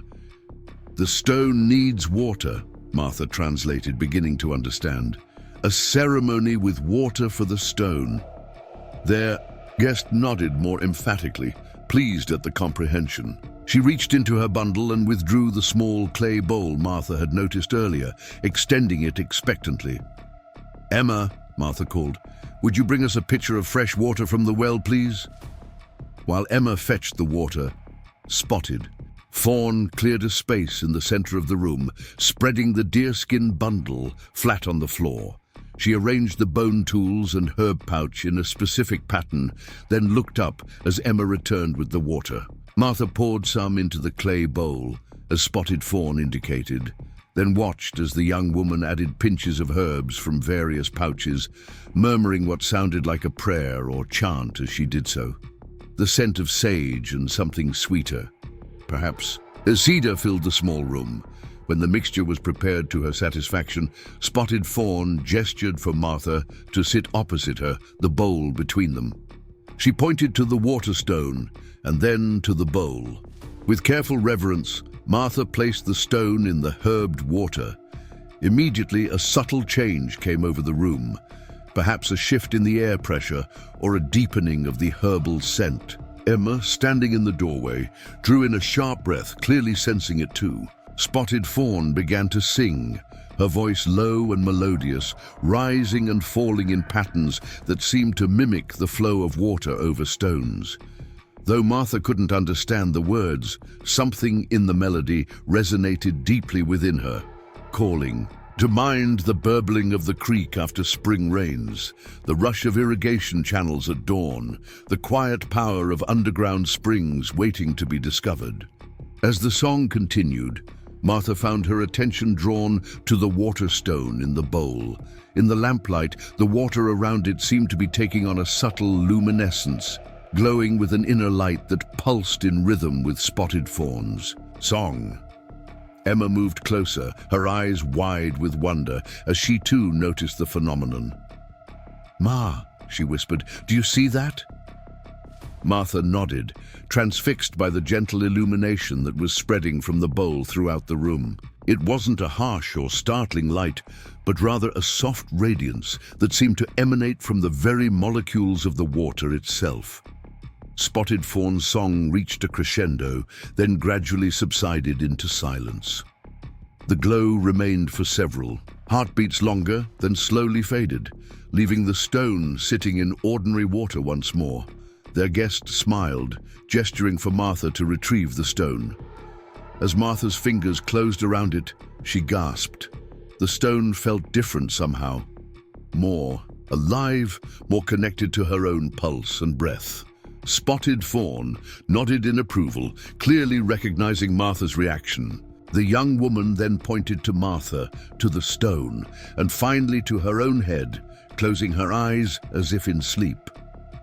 "You want me to keep it with me while I sleep?" Martha guessed. Spotted Fawn nodded, then mimed, placing the stone under a pillow. "Under my pillow," Martha clarified, "so it can speak to me in dreams." Another nod, accompanied by a smile of approval. Spotted Fawn began gathering her ceremonial items, clearly indicating that the night's lessons were complete. Martha exchanged a glance with Emma, who looked as overwhelmed as she felt. "I think we should all get some rest," Martha suggested. "It's been an eventful evening." Later, as Martha prepared for bed, she placed the water stone carefully beneath her pillow as instructed. The events of the night swirled in her mind.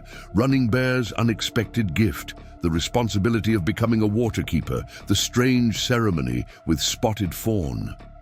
She had accepted it all with outward calm, but now, in the privacy of her bedroom, she felt the enormity of what had transpired wash over her. What did it mean for a white settler woman to be entrusted with sacred Comanche knowledge? How would she balance this responsibility with the already challenging task of running Willow Creek Ranch? And what would the townspeople of Copper Springs think if they knew of this unusual arrangement? Martha touched the silver medallion still hanging around her neck, its familiar weight now complemented by the new presence of the water stone beneath her pillow. "Thomas," she whispered into the darkness, "I wish you were here to see what's become of our little ranch." She could almost imagine his response, his quiet pride in her resilience, his open-minded curiosity about the Comanche ways, his practical questions about how this new knowledge might benefit their land. Thomas had always been a man who looked beyond the usual boundaries of his time, seeing possibilities where others saw only limitations. Sleep came more quickly than Martha expected, drawing her down into dreams filled with flowing water and ancient voices singing in tongues she almost understood. She awoke just before dawn, the pre-morning stillness enveloping the house. Immediately, she reached under her pillow, fingers seeking the water stone. It pulsed against her touch, warm and somehow expectant. Martha sat up, cradling the stone in both hands, and was struck by an overwhelming certainty. She needed to walk the western boundary of her property before sunrise. The impulse was so strong, so clear, that she didn't question it. Dressing quickly in the dim light, she slipped out of the house without waking Emma or their guest. The eastern sky was just beginning to lighten as Martha reached the fence line that marked the western edge of Willow Creek Ranch. With the water stone clutched in her hand, she began walking slowly northward, her senses strangely heightened. The dew-damp grass brushed against her skirts, each blade distinct in her awareness.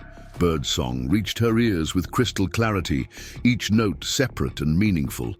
As she neared a slight depression in the land, an unremarkable dip that she had passed countless times before. The stone in her hand grew noticeably warmer. Martha stopped, her attention suddenly fixed on this ordinary patch of ground. Kneeling, she placed the stone directly on the earth and watched in amazement as droplets of moisture began to bead on its surface, despite the surrounding grass being merely damp with dew. Without conscious decision, Martha found herself digging into the soil with her bare hands. The earth gave way easily, surprisingly moist compared to the surrounding ground. 2 feet down, her fingers encountered something unusual. Not the expected rock or clay, but a layer of sand. As she cleared more soil away, water began to seep into the shallow hole, first as a damp darkening of the sand, then as actual drops welling up from below. Martha sat back on her heels, staring at the small pool forming before her eyes.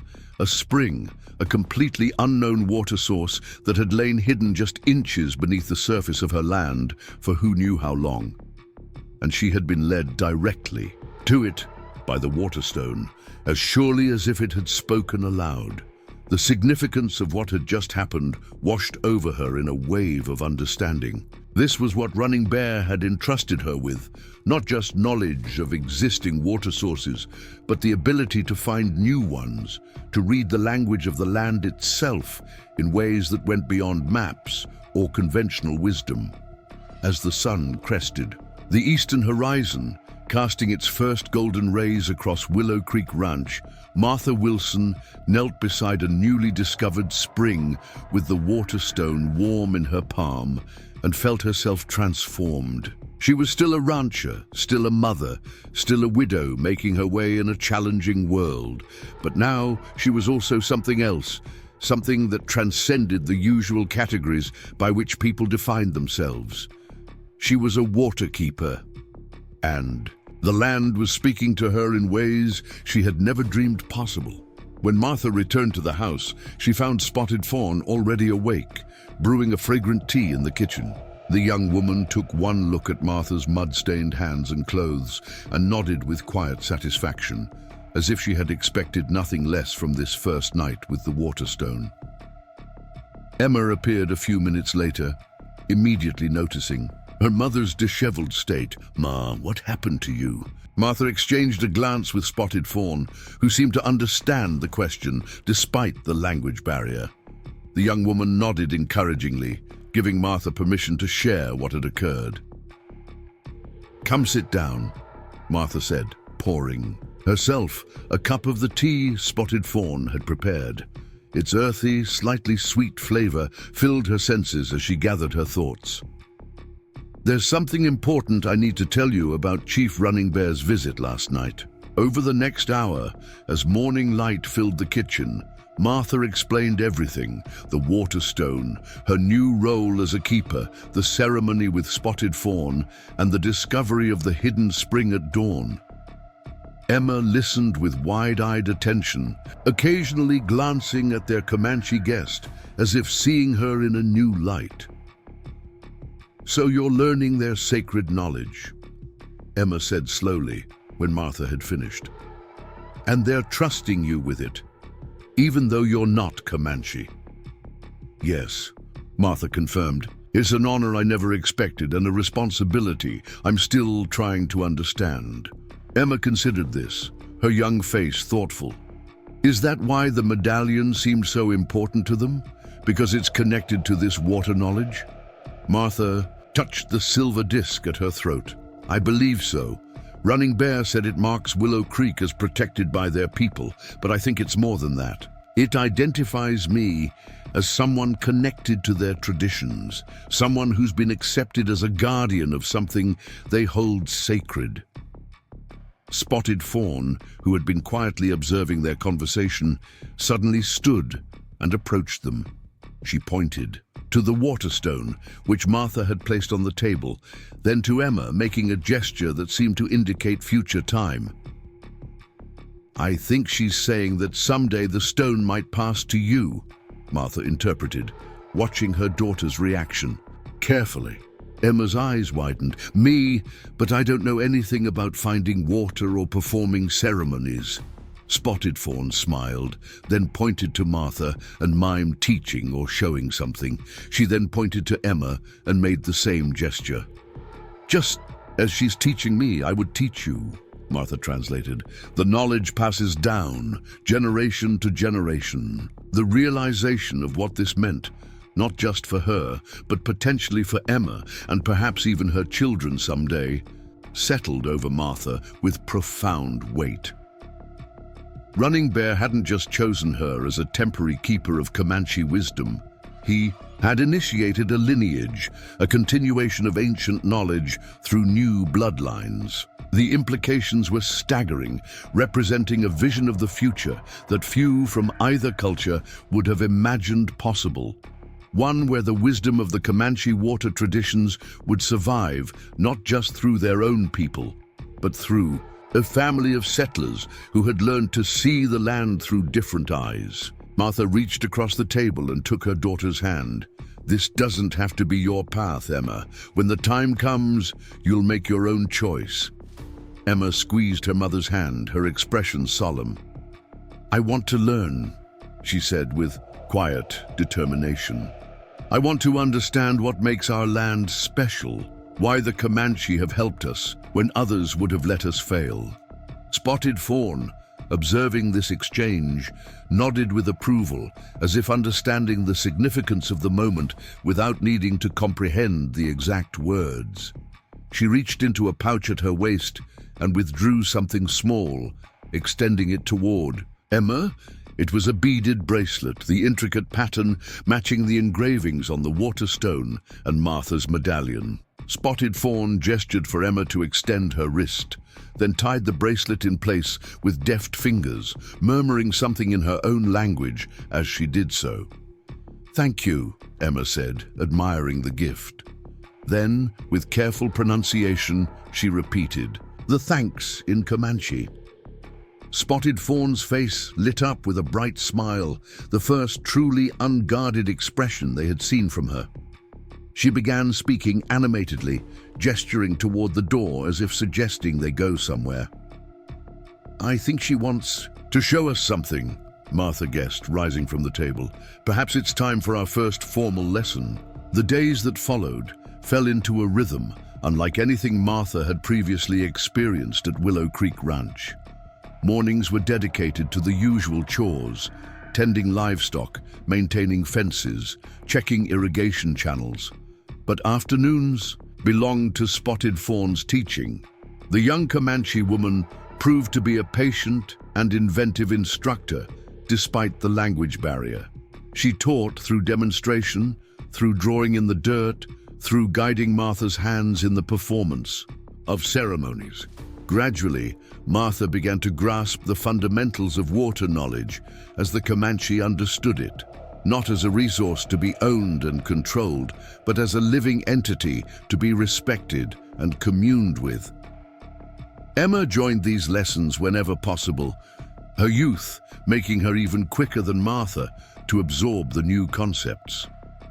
The bracelet Spotted Fawn had given her never left her wrist, and Martha often caught her daughter touching it thoughtfully, much as Martha herself frequently reached for the silver medallion around her neck. True to his word, Swift Arrow returned after 7 days to check on their progress. He brought additional supplies for Spotted Fawn and spent several hours observing her work with Martha and Emma, his expression revealing nothing of his thoughts. She is pleased with your learning, he told Martha, as they walked the property together afterward. She says the water speaks quickly to you, more clearly than to many born to our people. Martha glanced at him, searching for any sign of resentment at this assessment, but found only calm acceptance. I still understand so little, she admitted. Each day brings new questions. Swift Arrow nodded. That is the way of true knowledge. Those who believe they have all answers have stopped listening. He paused, looking out over the flourishing fields of Willow Creek Ranch. My grandfather grows weaker. His journey to the spirit world approaches. Martha felt a pang of sadness. Though she had spent little time with Running Bear, his wisdom and foresight had transformed her life. Will he come again before... Yes, Swift Arrow confirmed. When the moon is full once more, he will return to retrieve Spotted Fawn and to see what you have learned. His expression grew more serious. But there is something else you should know. Thornton has been seen speaking with men from the territorial government, men who have power over water rights and land boundaries. A chill ran through Martha despite the warm spring day. You think he's trying to challenge Judge Harmon's ruling through different channels? Men like Thornton rarely accept defeat, Swift Arrow replied. They merely find new paths to what they desire. Martha nodded, all too aware of the truth in his words. Despite his public humiliation and legal setback, Randall Thornton remained a wealthy man with connections throughout the territory. If he couldn't claim her water through force or fraudulent deeds, he might attempt to use government regulations or political influence. What would you advise? She asked, valuing Swift Arrow's insight into this world of men's power struggles that remained largely closed to women, regardless of their race. The Comanche warrior considered the question carefully. Continue learning what Spotted Fawn teaches. Knowledge of the water's true nature will be your strongest defense. He touched his own medallion, identical to the one Martha wore. And remember that you do not stand alone. The alliance between Willow Creek and my people grows stronger with each passing moon. As Swift Arrow departed, Martha found herself contemplating the strange turns her life had taken. 2 years ago, she had been the wife of a struggling rancher, her days filled with conventional duties and concerns. Now she stood as an independent landowner, a legally recognized victor over one of the territory's most powerful men, and the chosen recipient of sacred Comanche water knowledge. The transformation seemed impossible, yet here she was, watching a Comanche warrior ride away from land that bore her name, her daughter inside learning ancient ceremonies from a woman who spoke no English, and a stone of mysterious power tucked safely in her pocket.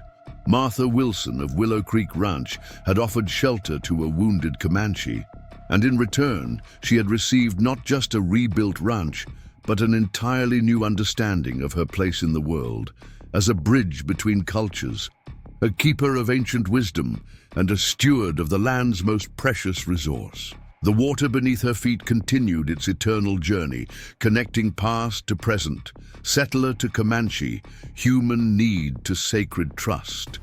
And Martha, with each passing day, was learning to hear its song more clearly.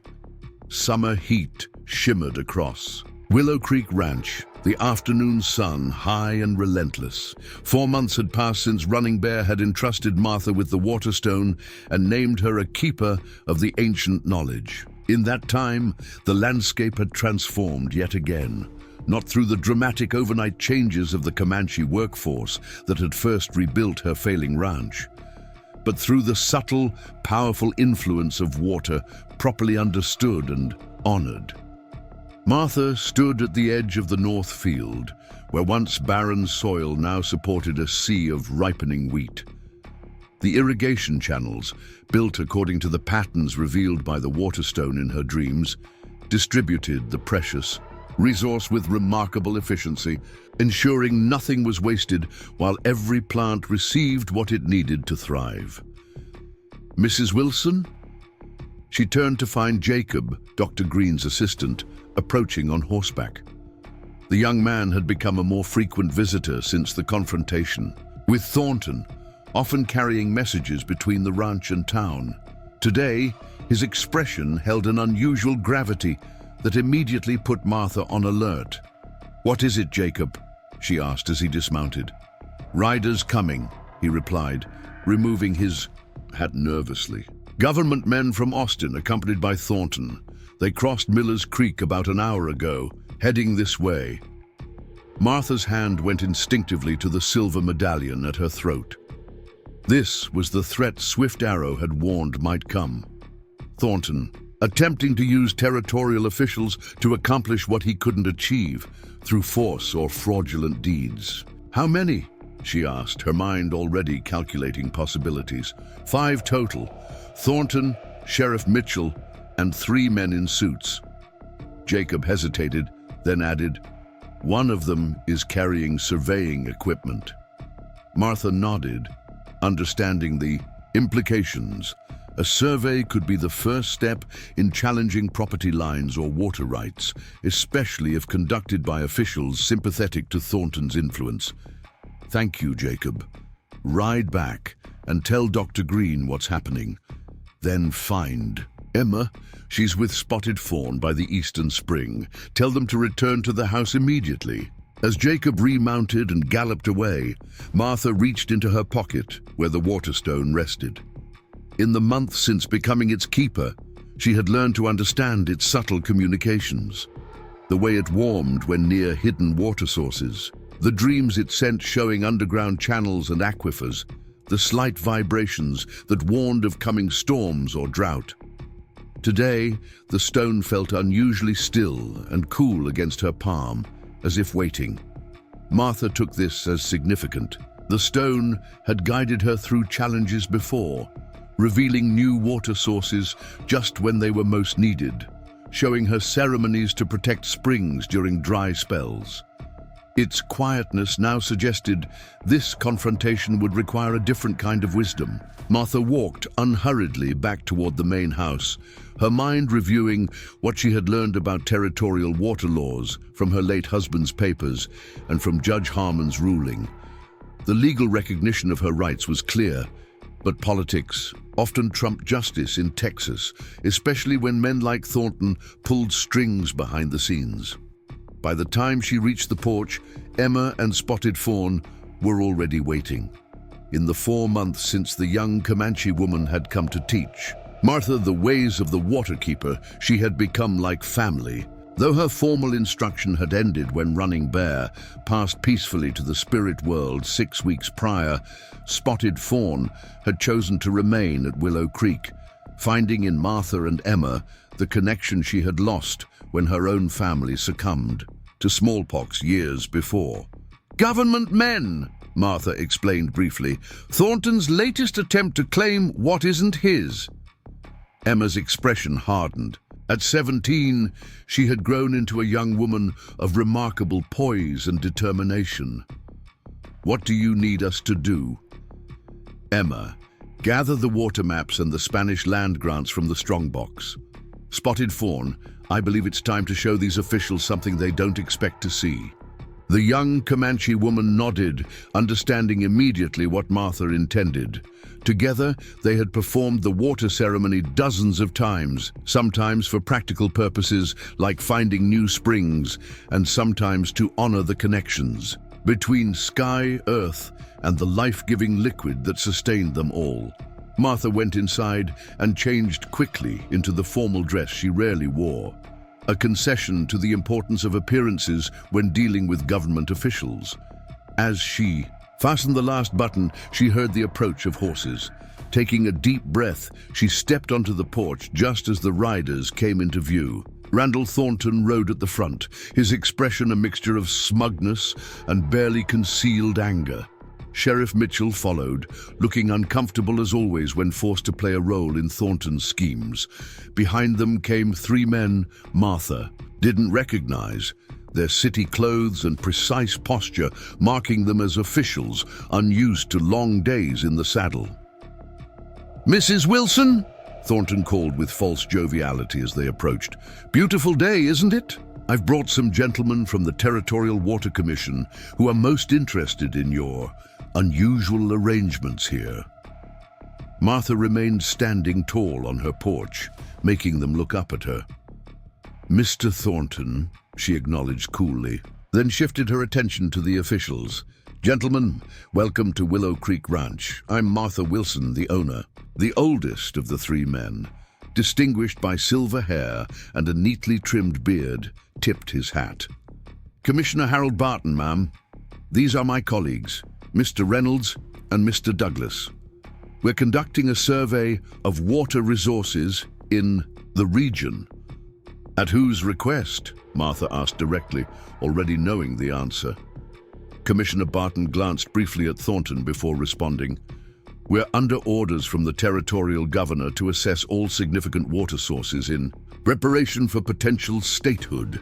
Mr. Thornton kindly offered to guide us to the major springs in this area. How convenient, Martha observed dryly. And did Mr. Thornton happen to mention that he recently lost a court case regarding fraudulent claims to those very springs? Barton's expression flickered with surprise, while the younger officials exchanged glances. Thornton's face reddened with anger. That ruling is under appeal, he snapped, and water rights may be re-evaluated under territorial law, regardless of prior judgments. Martha smiled without warmth. Indeed they may. Why don't you gentlemen come inside? I have documentation you should review before conducting any surveys on my property. As the officials dismounted, Emma appeared in the doorway, arms full of the requested papers. Spotted Fawn stood behind her, watching the proceedings, with careful assessing eyes. Inside, Martha spread the documents across the dining table. The original Spanish land grants proving the boundaries of Willow Creek Ranch, Judge Harmon's comprehensive ruling invalidating Thornton's claims, and most importantly, the water maps, created by generations of Comanche waterkeepers, showing the intricate network of underground streams and aquifers beneath her property. Commissioner Barton leaned forward, his interest clearly piqued by the unusual maps. These are remarkable, he murmured, tracing the flowing lines with a weathered finger. I've never seen anything quite like them. Where did you acquire these? Before Martha could answer, Thornton interjected. That's precisely the issue, Commissioner. Mrs. Wilson has been consorting with Comanche, allowing them free access to her property, possibly sharing sensitive information about water resources that could affect territorial security. The accusation hung in the air, heavy with implication. In a time and place where relationships between settlers and native tribes remained fraught with tension and suspicion, Thornton was deliberately casting Martha's alliance with Swift Arrow's people in the most damaging light possible.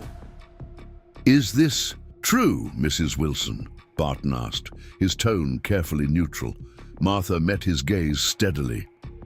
What's true, Commissioner, is that I have learned to see the land differently than Mr. Thornton does. He views water as a resource to be owned and controlled for personal profit. I view it as a sacred trust to be protected for the benefit of all who depend on it. She touched the silver medallion at her throat, drawing attention to it deliberately. Yes, I have formed an alliance with the local Comanche band. They helped rebuild this ranch when it was failing. They shared knowledge of water sources that settlers have overlooked for generations.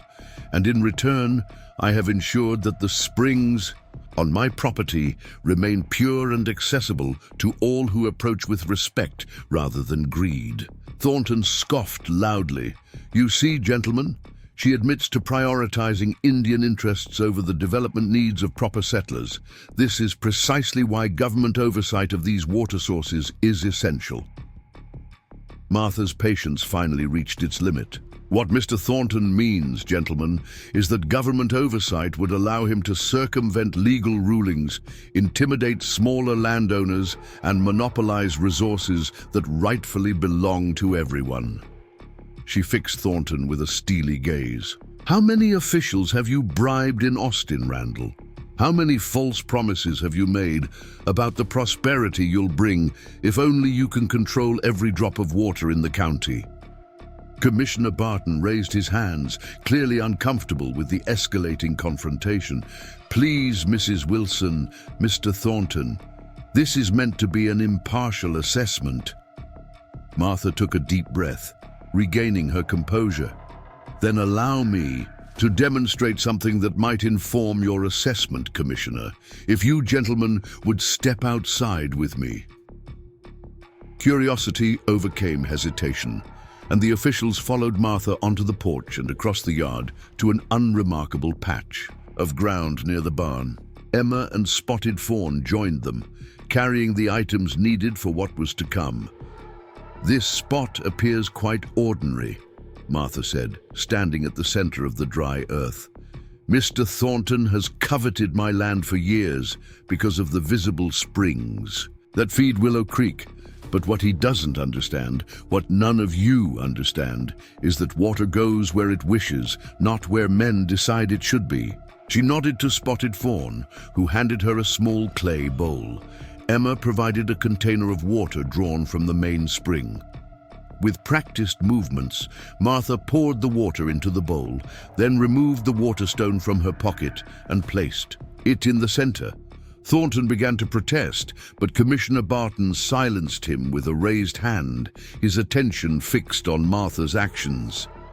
The younger officials watched with expressions ranging from skepticism to fascination. Martha closed her eyes, centering herself as Spotted Fawn had taught her. She began to hum softly, the melody an ancient Comanche water song that Running Bear himself had shared with her before his passing.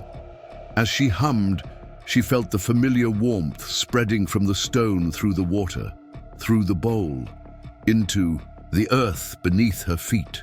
When she opened her eyes, she saw that the officials were staring at the ground around them with astonishment.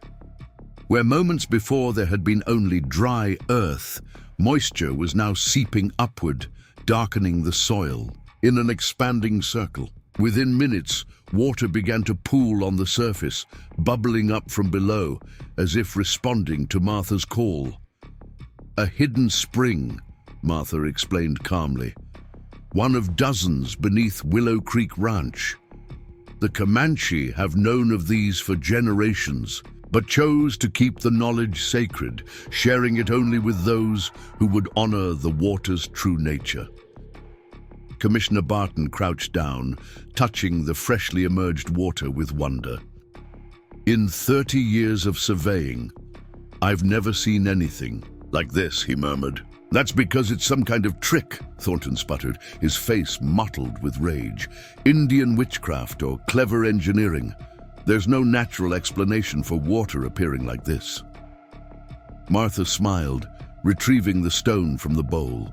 "The explanation, Mr. Thornton, is that water goes where it's respected, not where it's commanded. The Comanche understood this long before settlers arrived with our paper deeds and boundary markers." She turned to Commissioner Barton. "You came here to survey water resources for the territory's future. I suggest you consider what kind of future you want to create. One where men like Thornton control every drop for personal gain, or one where water is honored as the lifeblood of the land, available to all who approach with respect." The commissioner stood slowly, brushing dirt from his knees. He studied Martha with new eyes, taking in the silver medallion, the quiet dignity of her stance, the extraordinary evidence of the spring now flowing at their feet. "Mrs. Wilson," he said finally, "I believe our assessment will require a thorough understanding of your core methods. Would you be willing to serve as a consultant to the Territorial Water Commission? We've never encountered anyone with your particular knowledge." Thornton's jaw dropped in shocked outrage. "Commissioner! You can't possibly be considering—" "I'm considering the future of Texas, Mr. Thornton," Barton interrupted sharply. "A future that might benefit from perspectives we haven't previously valued." In that moment, Martha understood that a threshold had been crossed, not just for her or for Willow Creek Ranch, but perhaps for the larger relationship between the diverse peoples who called this territory home. The seed Running Bear had spoken of, planted when she first offered shelter to a wounded Comanche warrior, was beginning to send shoots above ground. "I would be honored, Commissioner," she replied, "on one condition, that the knowledge I share be used to protect water sources for all people, not to exploit them for the benefit of a few."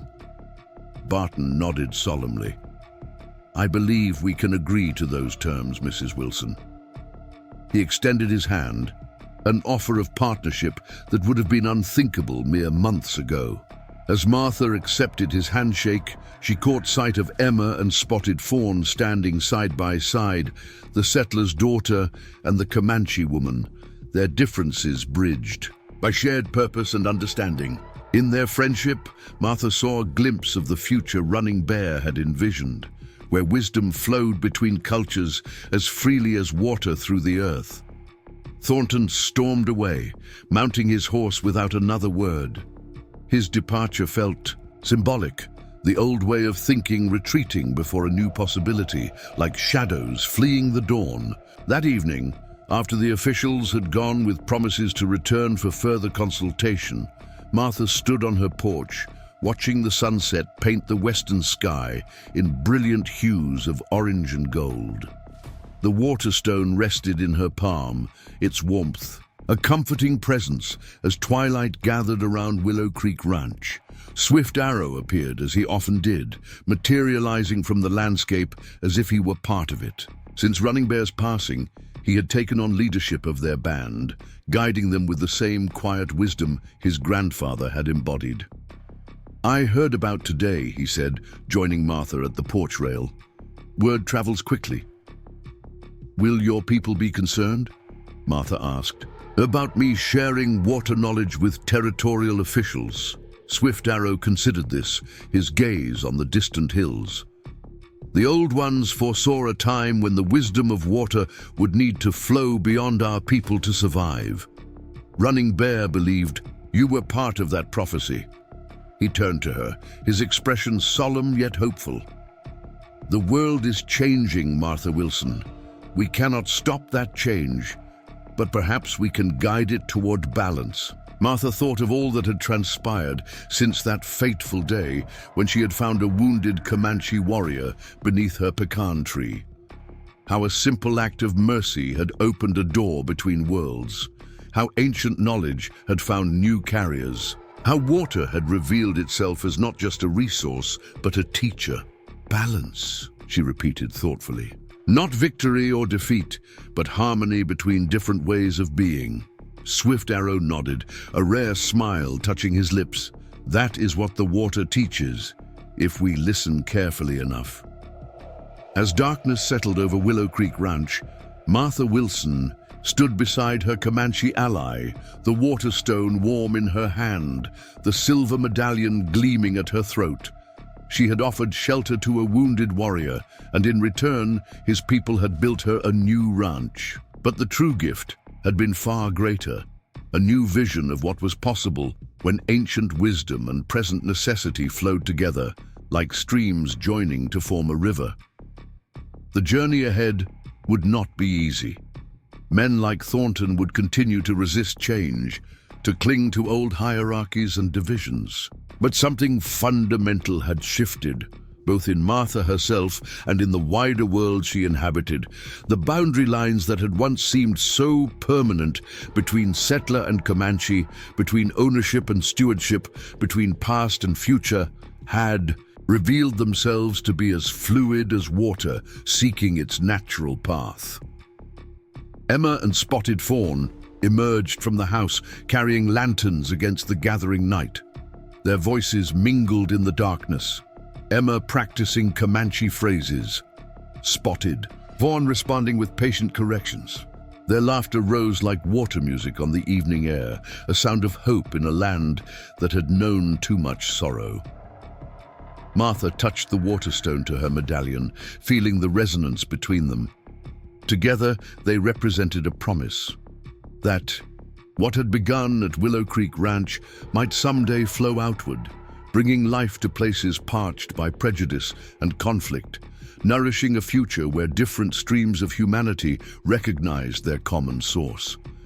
The stone pulsed once in her palm, as if in agreement. Beneath her feet, the waters of Texas continued their ancient journey, connecting all who dwelled upon the land in ways too deep for the eye to see, but not too profound for the heart to understand.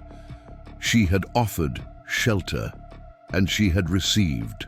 In return, a world transformed. Up next, you got 2 more standout stories right on your screen. If this one hit the mark, you won't want to pass these up. Just click and check them out.